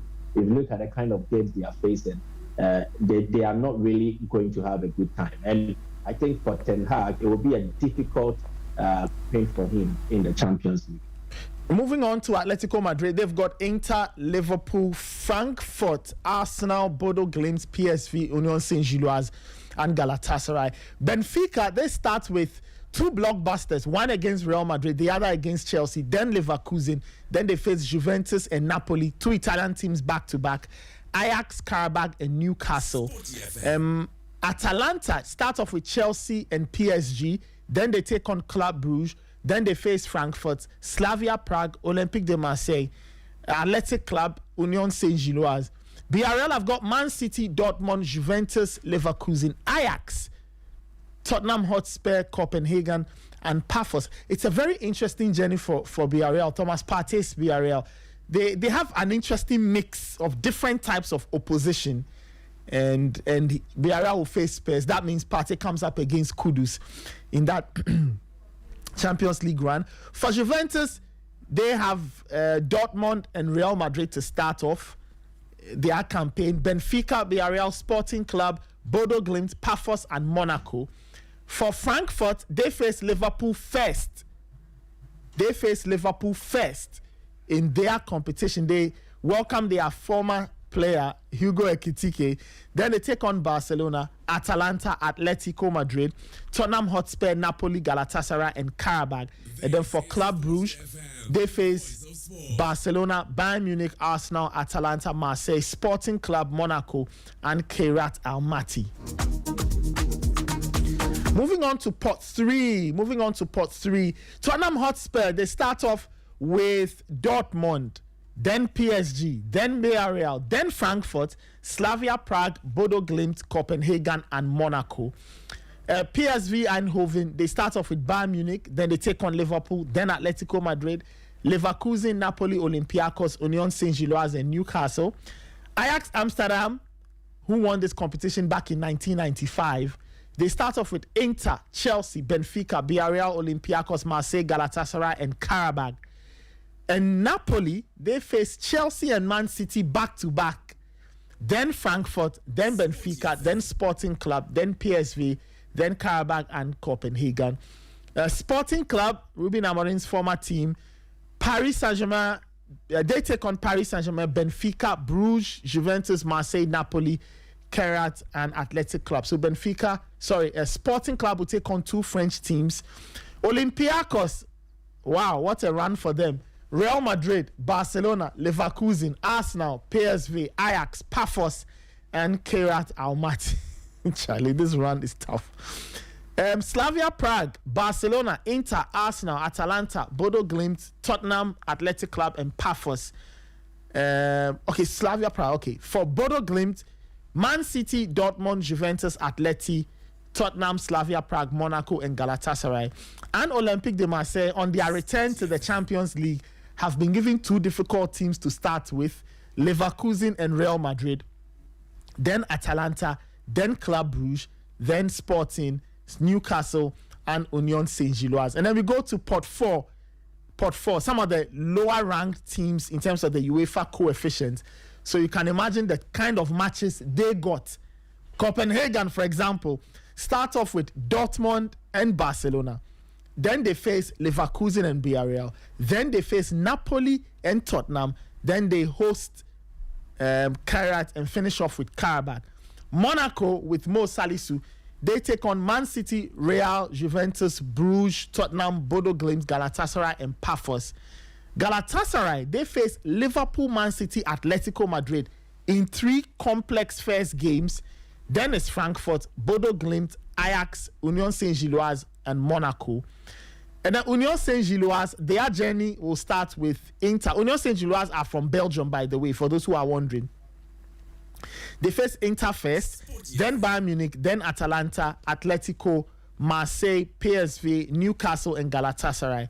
And then Karabakh, they face Chelsea and Liverpool, their first two games. Frankfurt, Benfica, Ajax, Napoli, Copenhagen, and Athletic Club in the final games. For those who are asking, which club is this Athletic Club? It's Athletic Bilbao. That's the thing. Now, Athletic Bilbao, or Athletic Club, as they are officially called, they take on PSG, Dortmund, Arsenal, Atalanta, Sporting Club, Slavia Prague, Karabakh, and Newcastle. And then Newcastle themselves start off with two blockbusters. Michael, they face Barcelona and Paris Saint-Germain. Paris Saint-Germain in their first two games. What a return to the Champions League they have been given. But I think there's a story. The last year Newcastle participated in the Champions League, I think they played against PSG. Yes, they did beat PSG 1-0, I think, at St. James's Park. Exactly. And then there was another game where I think they needed to win to qualify or so. It was a 51. Yeah, so I think there's a bit of history in there for them. Maybe they will want to correct their mistakes and then improve on what actually happened. But it wasn't then the league phase. They played them home and away. at the St. James Park and also at the Parc des Princes. And then there's that famous Barcelona-Newcastle game, the one that Faustina Estrella got a hat-trick. Yes, that way back in the day. Exactly. So there is also history in there. So I want to believe that maybe the Newcastle fans want to play on that, maybe catch a cruise and see whether they can surprise Barcelona. But for them, maybe it will also be about the money that they will make from the competition, especially regarding their home games. Because if you are playing at home against Barcelona, it is definitely a payday, a big payday. The fans want to come, share in that history, create those moments. But on top of it, the club will want to make good money. And then also, maybe they will look at other games where they can make some good money from it. But I think the top game will be Newcastle at home to Barcelona. And then the more exciting game will be Newcastle away at the Arc de France against Paris Saint-Germain. It should be exciting to look out to. But would they do this with the Shark or without the Shark? I don't know. We'll have to wait and get all the answers in coming days. Finally, the last two teams whose run I will detail for you. Pafos are making their debut appearance in the Champions League. David Luiz these days, that's where he plays his football. They've got Bayern Munich and Chelsea to start off with. David Luiz will face his former team. Then Villarreal, Juventus, Slavia Prague, Olympiacos, Monaco, and fellow debutants Kairat Almaty. And then Kairat Almaty themselves will face Real Madrid, Inter, Club Brugge, Arsenal, Olympiacos, Sporting Club, fellow debutants Pafos, and they end their season with FC Copenhagen. So that is the run for all the teams in the Champions League. And you do know that these days it's 36 teams in the Champions League. Kelvin, yesterday you were running us through the dynamic. Can you just run us through how teams will qualify? You were explaining that to us. For those who are still a little lost when it comes to the new format. After today, listen, we'll not explain the format again. We are just kidding. But Kelvin will explain the format, how the 36 teams how all of that will play out in terms of the group stage. Well, so in terms of the group stage, after the 4 home games, 4 away games by each team, the first 8, number 1 to 8, who place, on the top of the table, 1 to 8, automatically qualify for the round of 16. But from 9 to that is 24, they are going to play a special playoff. That will be 16 teams. So they are going to play, and then 8 will walk out of the competition, and then 8 will join the 8 to make it 16 for them to play. But from 25 to the last team, they would be relegated. So if you are from the lot. Between 25th and 36th, you are relegated. Yes, yeah. After the 8 group games, exactly, if you find yourself there, you are out. You are relegated. And when you are relegated, it's not like the days before when you would walk into the Europa League. No. This time around, you are going home because you can't play 8 matches, lose, and then expect to walk into another competition. So this is the format of the Champions League. So if you don't want any trouble, you want to be in the round of 16, just finish number 1 to number 8. Other than that, you'll be like Manchester City and Real Madrid last season. You go and play in the playoff before you walk into PSG were in a playoff. Michael, PSG also played a playoff. Yes, they did. With Stade Brest. PSG did. Yeah, that was the game with Stade Brest. So listeners, that's the format. 1st to 8 qualify automatically. 9 to 25 positions, 9 to 25 will be involved in a 2-legged playoff, because 9 to 25 is 16 teams, and we need to get 8. So they will do a playoff. 8 teams will exit, 8 teams will stay. Those 8 teams join 1 to 8, and then the round of 16 kicks off from there. It's not it's complicated. 24, 9 to 24. 9 to 24. If you are 25th, out. Yes. So 9 to 24. Yeah, yes. 9 to 24, 16. It's not as complicated initially as some people thought it was. Once the format is explained to you, you can easily understand. It's very simple, Very good. So the Champions League starts in September. They should note that the teams that you play at home are different. You meet them again. No. You are going to meet different teams away. So if the fact that Arsenal is playing Bayern Munich at home in the first game doesn't mean that they are going to play them again. No, you play. So that is the beauty of this new format. So you may play 8 different matches. Yes, you may play an easy team at home, but you face a stronger team away, or you may play a stronger team at home, but you may face a less stronger team away. So that is how the format is. So if you are good enough, just win your matches, grab maximum points, and then progress. The Champions League group stage starts on the 16th of September. So 16th to 18th, that's when the group games will be played. Match day 1. So match day 1, 16th to 18th, and then it will continue to match day 8, which is on the 28th of January 2026.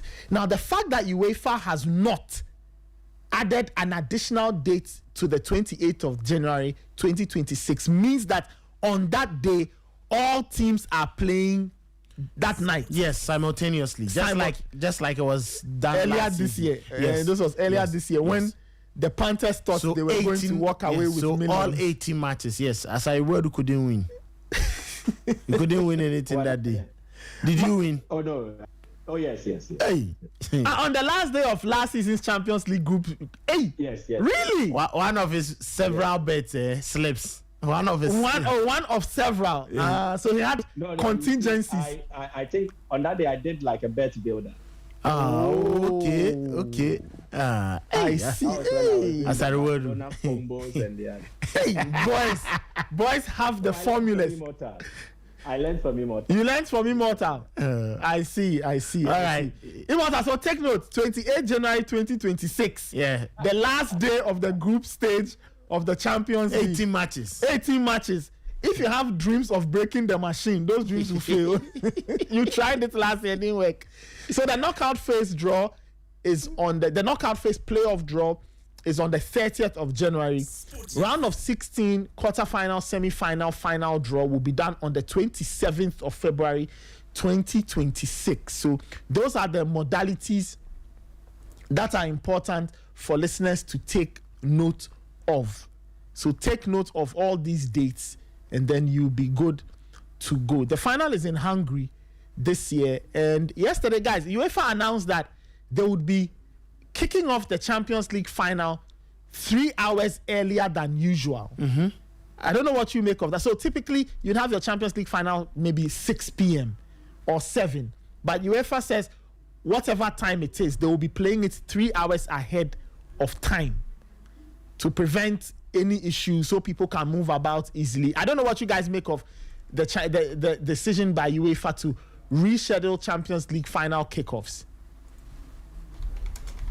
I think it would affect stations who would love to do live broadcasts, because over here we love it in the evening where you do your projections, you project screens and all that stuff. That aside, I think they've considered security reports they've had.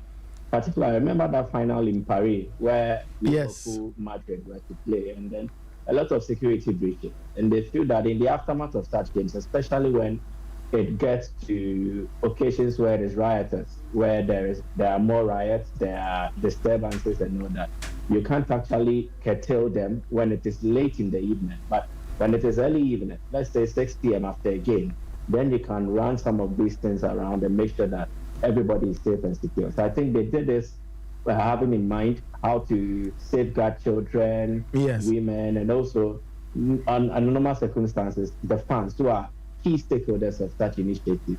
They want to make sure that they are safe and secure before, during, and even in the aftermath of the Champions League final. I think it works well for them on that security basis. And also for travel, you see, these are regions where they don't have to struggle like that. Over here in the Sub-Saharan region, traveling is very difficult. So they believe that everybody will get to the stadium in time, and then when the game is done, you can just enjoy yourself and have time to move back to your original location. So I think it works. Well, Kelvin. And I think for broadcast reasons to reach a wider audience, the time because is they very say they much want to shift it to a 6 p.m. kickoff time in Central Europe. Exactly. So that may mean 4 p.m. for us here. Yes. In West Africa. Yeah. So that is it. So, and if it's 4 p.m. for us here, it means that those in the US, like the Club World Cup, during the time that some of them would be able to watch, because UEFA is looking at how they would also expand their global audience. So I think it's a very, very, very strategic approach from them, and then wait to see how it will pan out. If it doesn't work, we know them. They will just quickly switch back to their normal times, and then they would enjoy their finals and their games there. Well, the Champions League final for this season is on the 30th of May May 2026 at the Puskás Arena in Budapest, Hungary. So UEFA said they want to move the kickoff time to 6 p.m. Central European time, which is about 4 p.m. in Ghana or so, depending on the clocks. 4, maybe 5 p.m. or so, depending on the clock. So that's something for all of us to take note of, ahead of the Champions League final in 2026.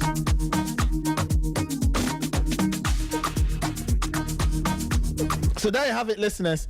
All the ties. We've run through all the pots. We've mentioned the matches. I don't know which match excites you. I don't know which match excites you. I mean, when you look at the schedule, there are some very, very tasty ties like PSG Barcelona, right? PSG Bayern Munich, Real Madrid Liverpool, Real Madrid Man City and Napoli for the sentimental link between Kevin De Bruyne and Man City. And then you look at Bayern Munich and Chelsea, Bayern Munich PSG, they met in the Club World Cup. Liverpool Real Madrid, there's the Trent link and all of that. Inter Milan and Liverpool, Inter Milan and Arsenal, Chelsea Barcelona, their historical battles over the years, Chelsea Bayern Munich. It's a fascinating set of games. So just take note of the games. So when the Champions League starts, you get to enjoy all those games. Be on the lookout. Sporty FM will have great things for you during the Champions League season.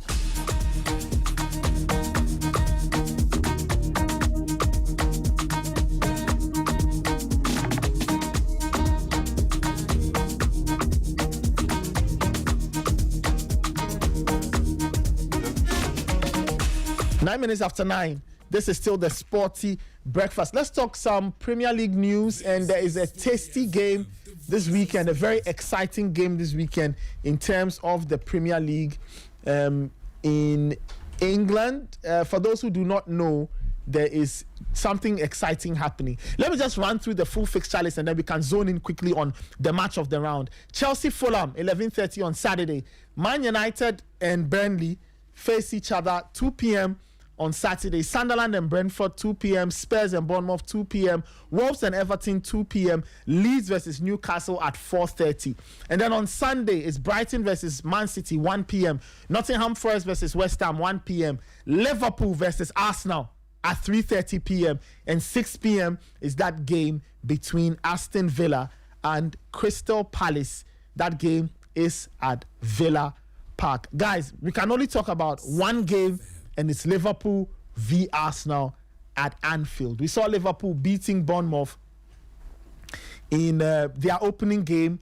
Then they beat Newcastle in dramatic circumstances. And then we saw Arsenal as well, starting off at Old Trafford with a game that ended 1-0 in their favour. And then they had a more comfortable one against Leeds, beating them 5-0 with Victor Gyökeres getting off the mark, in terms of goals. Kelvin, let me take your thoughts, and then I go to Michael Asai-Bredu.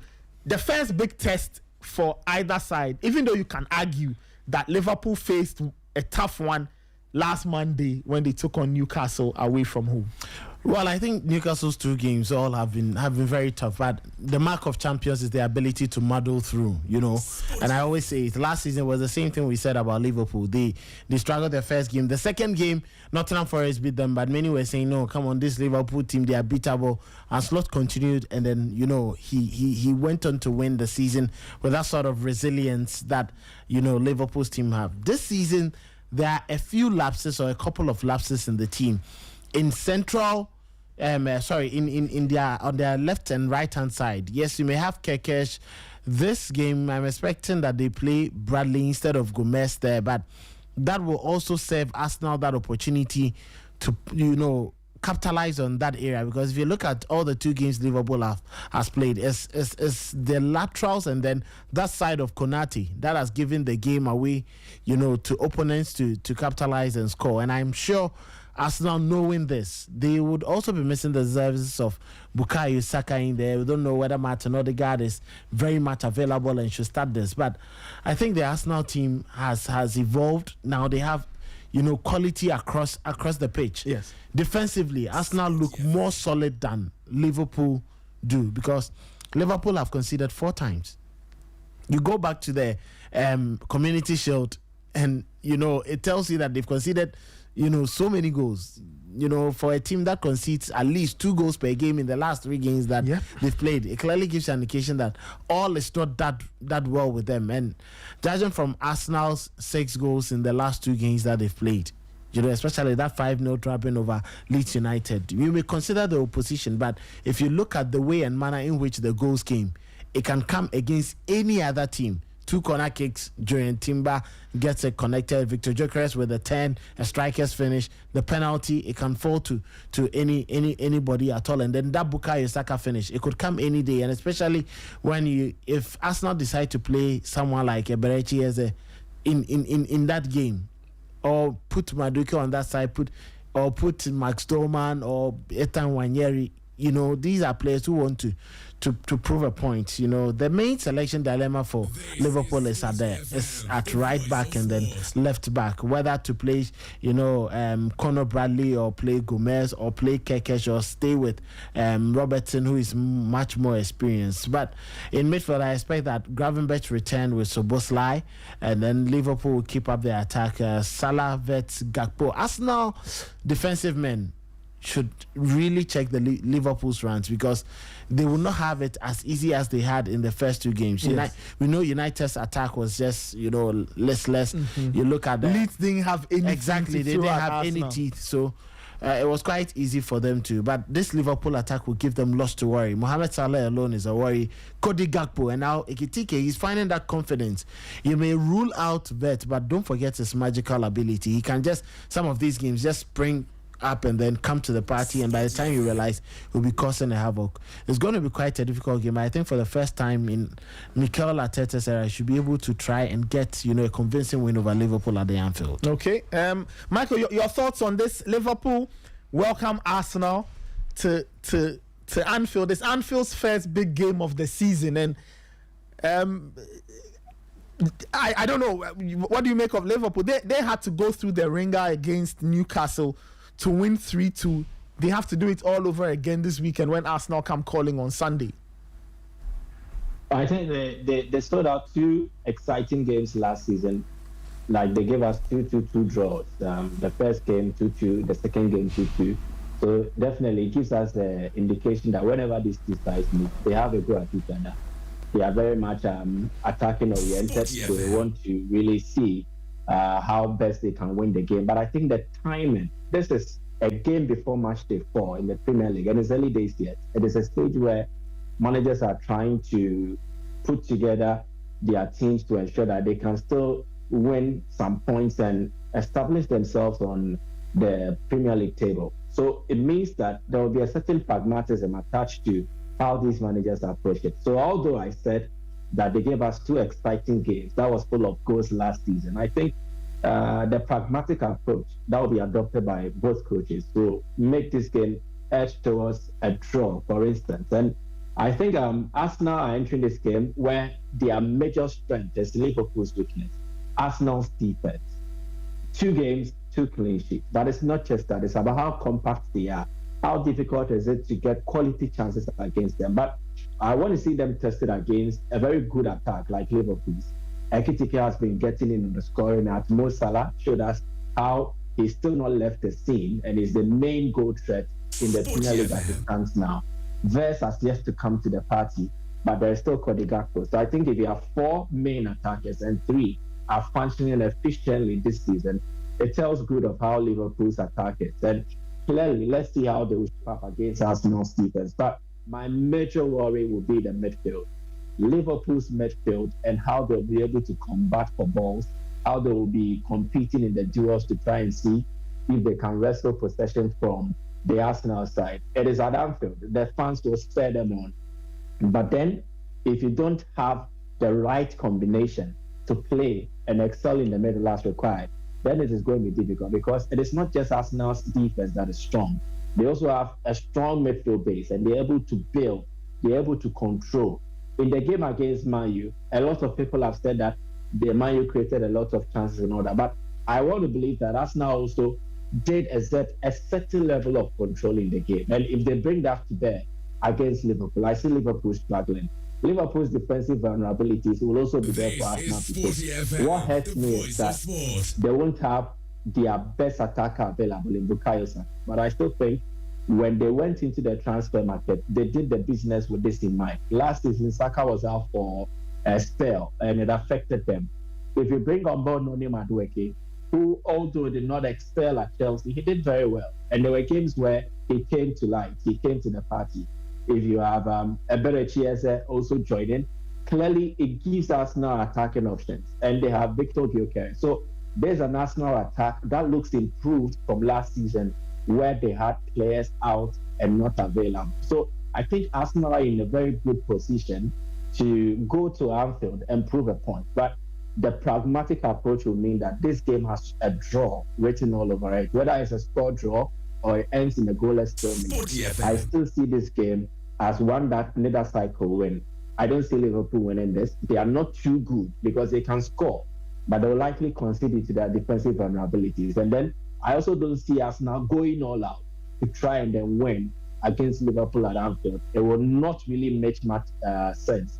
I think Arteta will want to be tactful, and his approach will be he gives a balanced performance where they defend well, they control the game well, and they attack well. And I don't think they're going to go more attack heavy and then lose out on their defense. So I think ends in a draw. But watch out for Arsenal's corner kicks. The corner kick will do the trick for them. Arsenal's corner kick, the set piece, very, very dangerous. You thought that, teams had read it. Nah, it looks like Arsenal still have a lot more in the tank in terms of those set pieces. Sporty FM. Okay, before we wrap it up with the football, Michael, just quick thoughts on the champion of champions between Asante Kotoko and Gold Stars. Kotoko traveled to the dance park to play against league winners, BBNE Gold Stars. Your thoughts on that? It's a very interesting game. I think one of the final games that will be played ahead of the main season, and it's a key one on the footballing calendar. Your thoughts on that one? Gold Stars welcoming Asante Kotoko to the dance park for the champion of champions this Sunday. Well, I think when after the top four, when Gold Stars returned to the game, they were given a heroic welcome. The people were excited that after winning the Ghana Premier League, they added another trophy to their cabinet, and they were very happy at that. So Gold Stars will enter this game in positive spirit. That I should emphasize. And then for Asante Kotoko, it has been about debriefing after their dismal performance at the top four, and then trying to see if they can regalvanize themselves, rage against it, if they can make adjustments and play this game. In terms of the physical conditions and everything, I don't really think Kotoko are ready for this game, but they have to play it. And it means they have been making some makeshift training sessions to ensure that they can put the boys in their right shape, ensure that they're able to psychologically put them in the right frame of mind to play this game. And Gold Stars are the team with the advantage. They are the favorite. Asante Kotoko will enter this game where they're going to prove still. So it makes the game exciting. But one thing I must say is that I've been to Kotoko's training the last 2 days. There will likely be adjustments in the shape of the team and then the personnel who will be selected. I think the coaches, led by Karim Zito, have learned lessons from the top four. If you see Kotoko starting with a back three, do not be surprised. Like playing three central defenders. Okay. Samba O'Neill, Zakaria Husseini, Abiyansu, or Jose Pablo is back is fit. And then even Hamzata Ataibu has also joined the side. Sporty FM, the voice of Musa Hamzata has joined the side. And he's also been training very well with them. But I still see, from what I've seen in their training, I expect to see some adjustment in Kotoko's shape. They will change formations. It will be different from the usual 4-3-3 we've seen from Karim Zito. It is because they've decided to go broke in this game, go all out to see if they can get a result. Because I don't think the Kotoko fans can take another pain by losing to BBNE Gold Stars in this. Losing 3 games in the Ghana Cup top 4, they think is enough, and the alarm bells have been signaled, and they will need to make corrections. And they expect to see the corrections play out in the game against BBNE Gold Stars. But it should be an exciting game. Gold Stars against Kotoko. But the defeat Kotoko suffered, I think they played well against Gold Stars. It was that Henry Ansu mistake that really killed their hope. So they will play very well against Gold Stars on Sunday. and I will not be surprised if they go to the PAD to shop them. Okay, we'll see how that one plays out. Well, Nathan, I think Michael has said it all. And we'll wait to see what happens from the champions to champions. But as we wrap up, this, before Rondo comes in, I think this is one thing that I think every Ghanaian should know, that we belong to one country, and over 100 ethnic groups, yet 16 regions were drawn for administrative purposes, not to promote tribal exclusivity. It was purely because of administration. Mm-hmm. That was why we had those 16 regions. Every region has its own issues, but it belongs to every Ghanaian. You can go there to get property, you can live, you can work, you can go there to sleep at any point in time. That is why our constitution even promotes freedom of movement everywhere you should go. But it has limitations. The airport, like all other national assets, it's for every single Ghanaian. It was built with resources or taxes of Ghanaians, or the hard work or the labor from Ghanaians. So it belongs to the entire nation. The moment we accepted the present boundaries of Ghana meant that we embraced a shared multinational enjoyment from every single thing that we are going to do. And every part of the nation is a home for its citizens. So whatever happens, where the resources come from, and it's being used for, we should just be happy and enjoy, rather than dabble and wobble in this unnecessary stuff. A stewardship of a representation is what our regions just do for us. Sporty FM. Wherever you come from, just be happy. The last time my brother Atapoku made a statement, if you hate me because of where I come from or a language that I speak, then you don't deserve to be a human being or even be my friend or even be my brother. The call can be for inclusiveness, but the division we are seeing today, if we want to head for the gutters, then we should do it. And my last advice, we are in this country. Don't let anyone force you into any tribal conflict. Nobody is going to resolve any problems of water, light bill. Nobody is going to pay your light bill for you.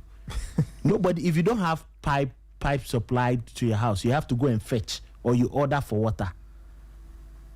Eat well, sleep well, work hard, earn your money, so that when people go to Aqua Safari, you can also get money and go there.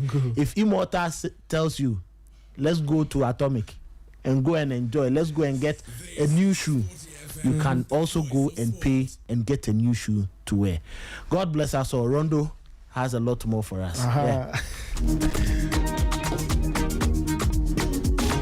Interesting words from Kelvin. Rondo is joining me. Rondo, how are you doing? Nate, I'm very good. I'm fine. How about you? Yes. I'm all right. This very interesting feature, define the clock. Why did you guys decide to tell this story?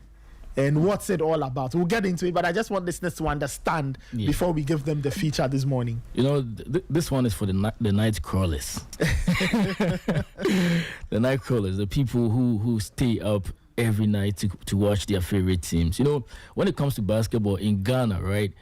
Recently, I saw some debate on Twitter where people were talking about how basketball fans don't really love the sport. They are just doing it because of peer pressure and all the basketball fans in Ghana. And I was like, bro, who stays up at 1 a.m., 3 a.m. to watch a game because of peer pressure?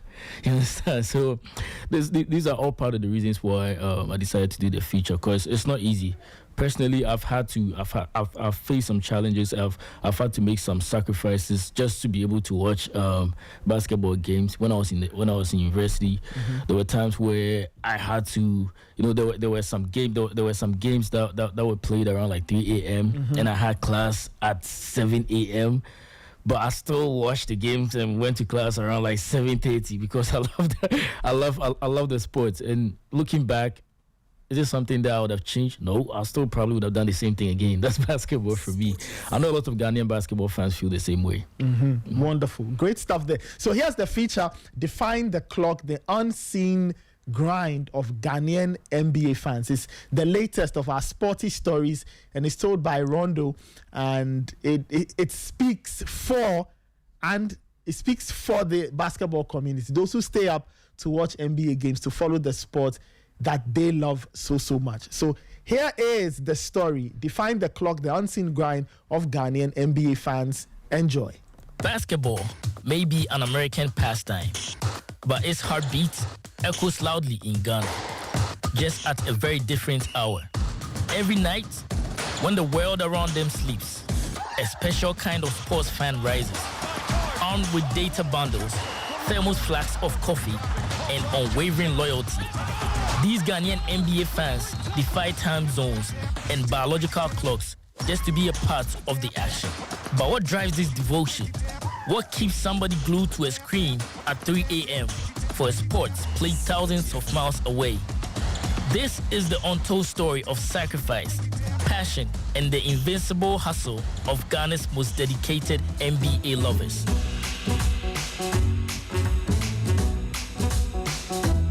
Defying the clock, the unseen grind of Ghanaian NBA fans. Now, let's take you courtside. That's it. In his first All-Star appearance, LeBron James. When I started playing the game, I was like, I hope I'll get an opportunity to play on that floor during All-Star weekend. And for me to be here around the guys that you just love, just very humble, very blessed. We have the world's best. There's no stage like this stage. This is it. It's showtime. We're here live in the flesh, baby.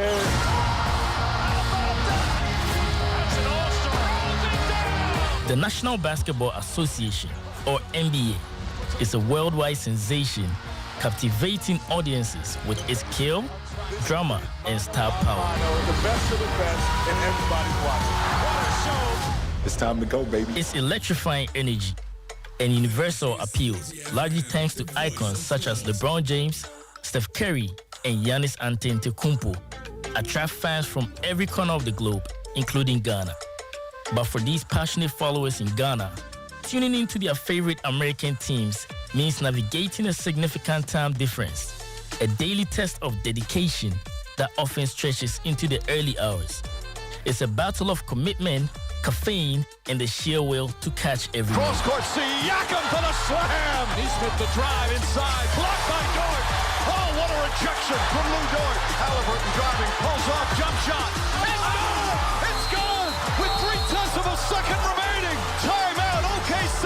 Tyrese Halliburton does it again. When the ball is tipped for a 7 p.m. game in New York, it's already midnight in Ghana. Sporty FM. And if your team is on the West Coast, say an 8 p.m. Pacific tip-off, that means a grueling 3 a.m. start in Ghana. This time shift is the single most significant hurdle for Ghanaian fans. The Dallas Mavericks are gaining traction in the Western Conference. The Philadelphia 76ers are the top team in the East. A good one tonight on TNT. To understand the depth of this commitment, here is seasoned NBA observer and journalist Yao Minta, who has wrestled with this very challenge for years. Yeah, the time difference is no joke, especially if the teams involved are playing on the West Coast or even in the Midwest states or cities. It's not easy because that means that you are looking at 8 hours or 7-hour time difference in terms of Ghana time. So it's very, very tough. Even for East Coast games, which are comparatively manageable, the sacrifice is still significant. An 11 p.m. start means the crucial fourth quarter often plays out well past midnight. The East Coast games are a little bit manageable. But even with that, it's no joke because that means there's a 4-hour difference. So if the game tips off at 7 p.m. over in, let's say, Miami, over in, let's say, Cleveland, Boston, New York, we are still watching the game around 11. And so it makes it tough. It really makes it tough. The late night struggle transformed fans into strategists, meticulously planning their days to survive the aftermath of an intense game. Minta shares some of the ingenious methods he and others employ to cope. The strategy is to, one, work a lot the night before so that once I'm done watching the game, I can sleep in a little bit, knowing that, okay, once I get to work a bit later than usual, the work I did earlier the night before would be more than enough to cover for my lateness. So that's how I managed to do it. And sometimes, the good old sleeping a little bit, then wake up to watch the game also works, but it doesn't always work. Sometimes, the sleep takes over, and the next thing you know, you wake up and you've missed the game entirely. So, or you've missed about 3/4 of the game.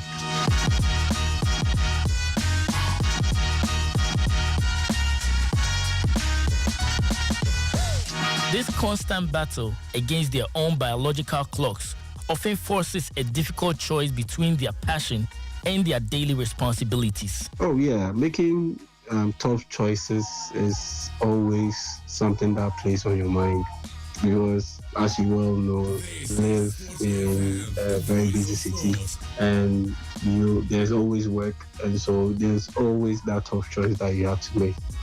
Unless maybe it's Friday night game heading to a Saturday, or Saturday heading to a Sunday, that you can manage your schedule a little bit. But aside that, it's always a tough choice having to pick between watching the game and going to work, or going to attend to something during the week. The weekends are a little bit manageable than the weekdays, but either way, it's still tough. You feel the effects when you wake up. Bags forming under your eyes. Yes, you're tired. Yes, you're drained. But this is what you signed up for. Despite these challenges, Yaminta emphasizes that for true basketball lovers, the effort is always worth it. Yeah, it is definitely worth it. And there's nothing more pleasurable than to see basketball players going at it than delivering a brilliant series of performances. It's just worth it.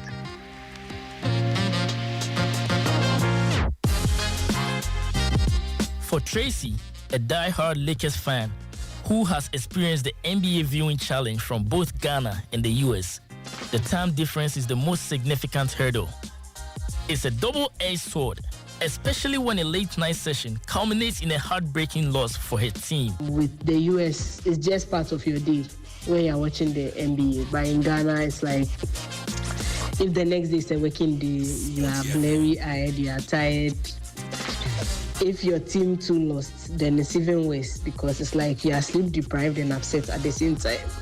This sacrifice, Tracy explains, directly impacts her daily routine. So with the US, it doesn't change my routine, but in Ghana, it kind of affects my routine, because it means the next day, unless I'm home, it's a difficult work day, because I'll be a bit tired. For Tracy, a dedicated fan of LeBron James, there's an added layer of motivation that pushes her through the late nights. My favorite NBA player is LeBron. For me right now, what motivates me is the fact that he's closer to retirement now, and it means there won't be many more games to watch. So as much as possible, I try to catch as many games as I can. And then there are those moments that truly define dedication. Frank, an accountant, recalls a particularly memorable instance where his love for the game pushed him to the limits. So there was one time I was having an exam, a 7:30 exam back in uni, and it was also the 2022 NBA playoffs. So there was a series going on that kicked off, I think, around 2:30 a.m. and I still had the 7 a.m. paper, and it was crazy.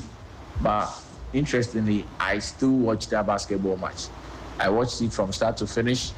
And after that, I went out there, and then I went and wrote the paper. I mean, it was hard. I was having headaches and all that. I mean, I loved it. So personally, I don't think sacrificing sleep time to watch the game actually affects my work in the day or anything like that. I mean, it's something I love. So I mean, I put things in place that I'm able to do the things that I'm supposed to do with schoolwork early on, so that I can have time to rest, and then also watch the game. I mean, it doesn't really matter whether I am asleep or I am awake, whether it's late night, early morning, afternoon, or something like that. This is the sport I also love. It's like the people who support other sports, also going out of their way to watch those sports, appreciate those sports. It's just the same way on this side too. I love this sport, so I'm going to play it. I'm going to talk about it. I'm going to watch it. I'm going to just enjoy it. So I mean, I don't think it has affected me. The fact that I love it is what keeps my passion going, and I wouldn't change it for anything in this world. I love the game of basketball, and that's just it. Celebration tonight here in Oakland. The Warriors are NBA champions again. Despite the solitary nature of these late-night vigils, Ghanaian NBA fans are far from alone. Their profound love for the sport, as expressed by the voices you have heard on this podcast, transforms this immense challenge into a shared journey, ironically forging an unbreakable bond among them. It is a shared experience, a brotherhood of blurry-eyed enthusiasts united by a common passion. WhatsApp groups and X, formerly Twitter, buzz quietly with fans at ungodly hours, exchanging reaction to dunks and three-pointers in real time. By morning, those same platforms are flooded with memes and highlights, a testament to a vibrant community that transcends geographical distance through technology and a shared love for the game. The time difference may be a formidable barrier, but it has only served to strengthen the fan culture in Ghana. For these dedicated followers, watching the NBA is more than just a game. It's a global connection, a shared moment of exhilaration, and the thrill of being part of the action regardless of the hour. The passion is undeniable, and the sacrifice is a price they are more than willing to pay. Control. But I want it all out there. For the record, definitely gonna bring out that championship. Start yapping, start posting. Defying the clock, the unseen grind of Ghanaian NBA fans. A story of passion, sacrifice, and the unwavering heartbeat of basketball lovers who won't let sleep stand in the way of the game they love. This was a Sporty FM production, written and narrated by Ebenezer Rondo Mensah. Script edited by Yao Ofusulabi. Mix engineer Moses Yeboah. And managing editor Gary Alsmith. Westbrook, the fuss, atomic athleticism. Wall well beyond the arc for three. Oh, it's there! And thank you. Thank you. Thank you. Thank you for helping me craft my response.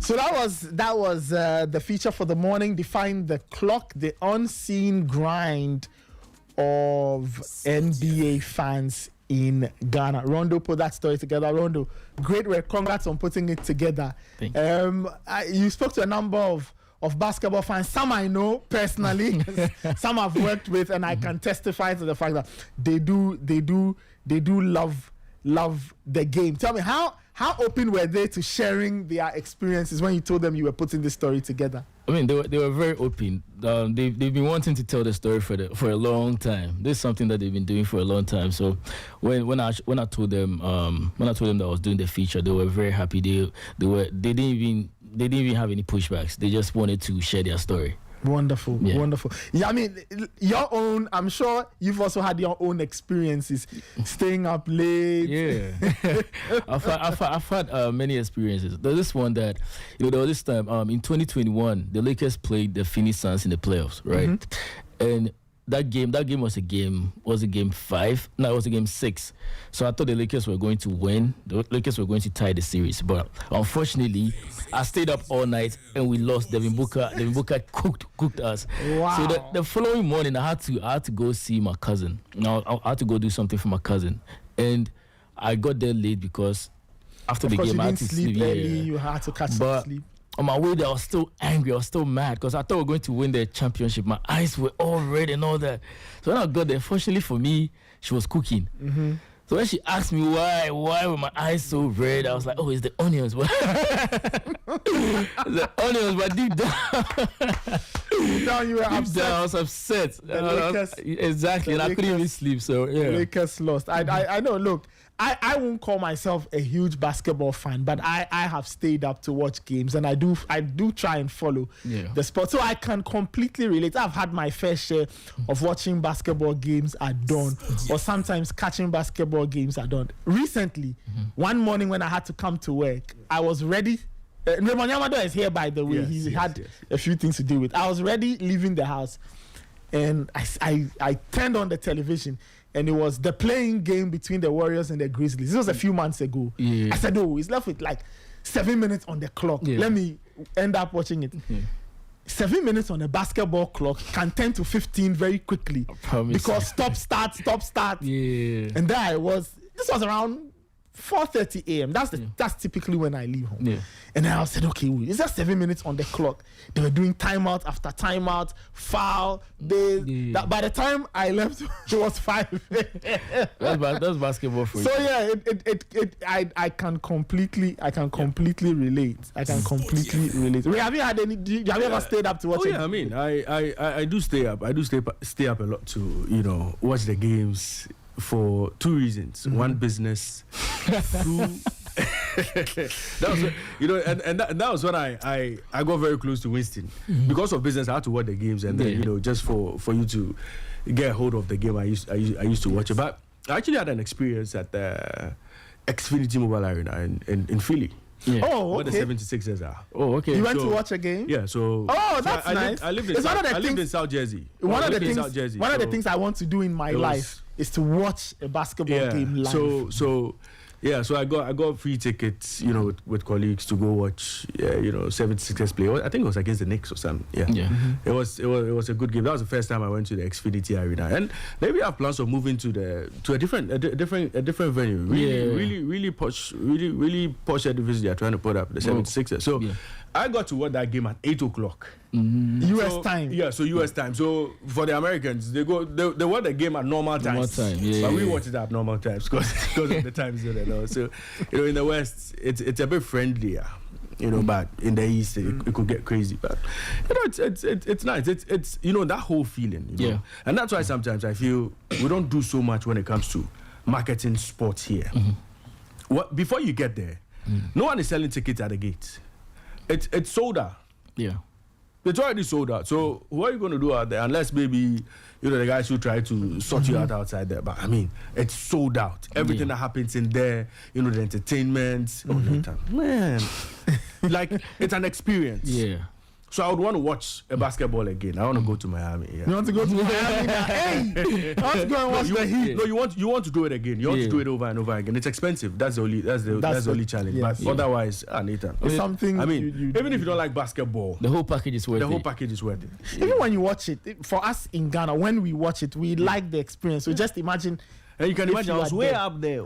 In the bleachers. You're way up in the sky. Way up in the sky somewhere. But it was a good experience. So, I mean, basketball, we love it. We love it. Wonderful. We love the players. We love everything that goes with it. And I love, they should have, I thought they were going to add the ball laptop as well. Because ball laptop has also been caught in the same Yes.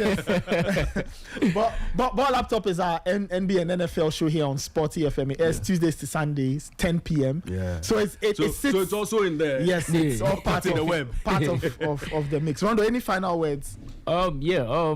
This feature, like I said, is for the night crawlers, the people who stay up at night to watch basketball, the blurry-eyed enthusiasts, the people who miss lectures. I don't condone that. I want you to make time for your books and all that. There are people who have missed dates. They've lost their future wives because of basketball. Oh, no. And also there's something that I want to see. We have people who love basketball a lot to the point where they're able to stay up at night to watch games. But unfortunately, as a country, we don't even have a national basketball team.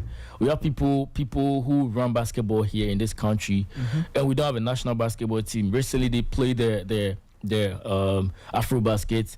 Yes. Ghana was not present, both the men and the women. And the last time Ghana actually participated in such a tournament was in 2011. That was the last time we participated, I think, twice. One in 1978, 1970 something, one in 2011. Both for the men. The men have never participated. We've never even seen anything like a basketball team. So I mean, this feature was for basketball fans, but it's also a reminder to the people in charge that people here love basketball. It's a shame that a country with so many basketball lovers, like Ghana, doesn't have a basketball team. It's embarrassing. The people up there should do something about it, because there's a reason why they've been given the mandate, the power to run basketball in the country. Great stuff. Rondo, thank you so much. Congrats once again on the feature. You can find that as part of our Sporty Stories on Spotify. Define the clock, the unseen grind of Ghanaian NBA fans. This is still the Sporty Breakfast. Your comments are welcome. 054-257-1061.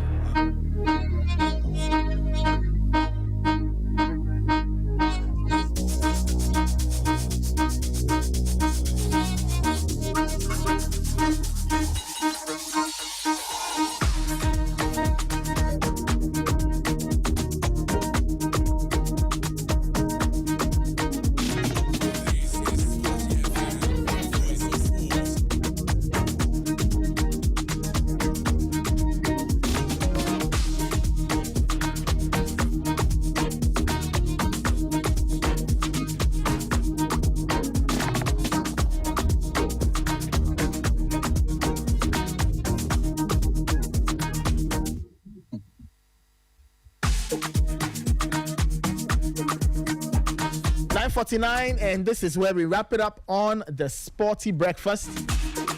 My name is Nathan Kwao. Raymond Yamada was supporting us from afar, but last minute he decided to step in and, check if everything was fine. Many shouts to my production team, Immortal, Nanekia,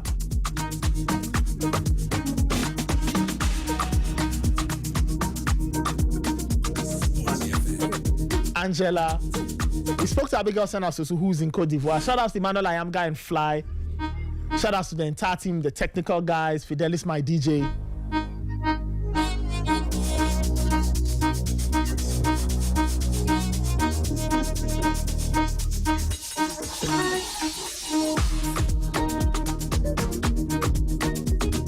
Thank you so much for listening. Thank you for joining us. It's always a pleasure and an honor bringing you the Sporty Breakfast. Before I go, let me read this comment. So earlier I was having a chit-chat with Michael as I read Raymond, and Michael believes that third and fourth place games in tournaments are not needed. Well, I am against the motion. I say they should be played. John Baden says that I disagree with Michael. The two winners that celebrate are first and third. Second position always cries. That's true. That's Interesting thought. I say that keep the third and fourth place game. I think it's good. Anyway, maybe we'll have that debate later. But thank you so much for joining us. This has been the Sporty Breakfast. Keep your dials locked on Sporty FM 106.1. We are the voice of sport.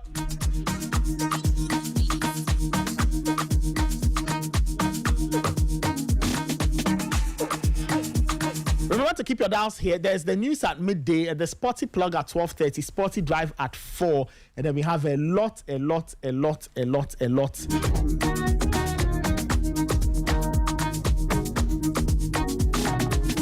offer you on this network. We are the voice of Sport 106.1. This is Sporty FM. We'll catch you later. Enjoy the rest of your day.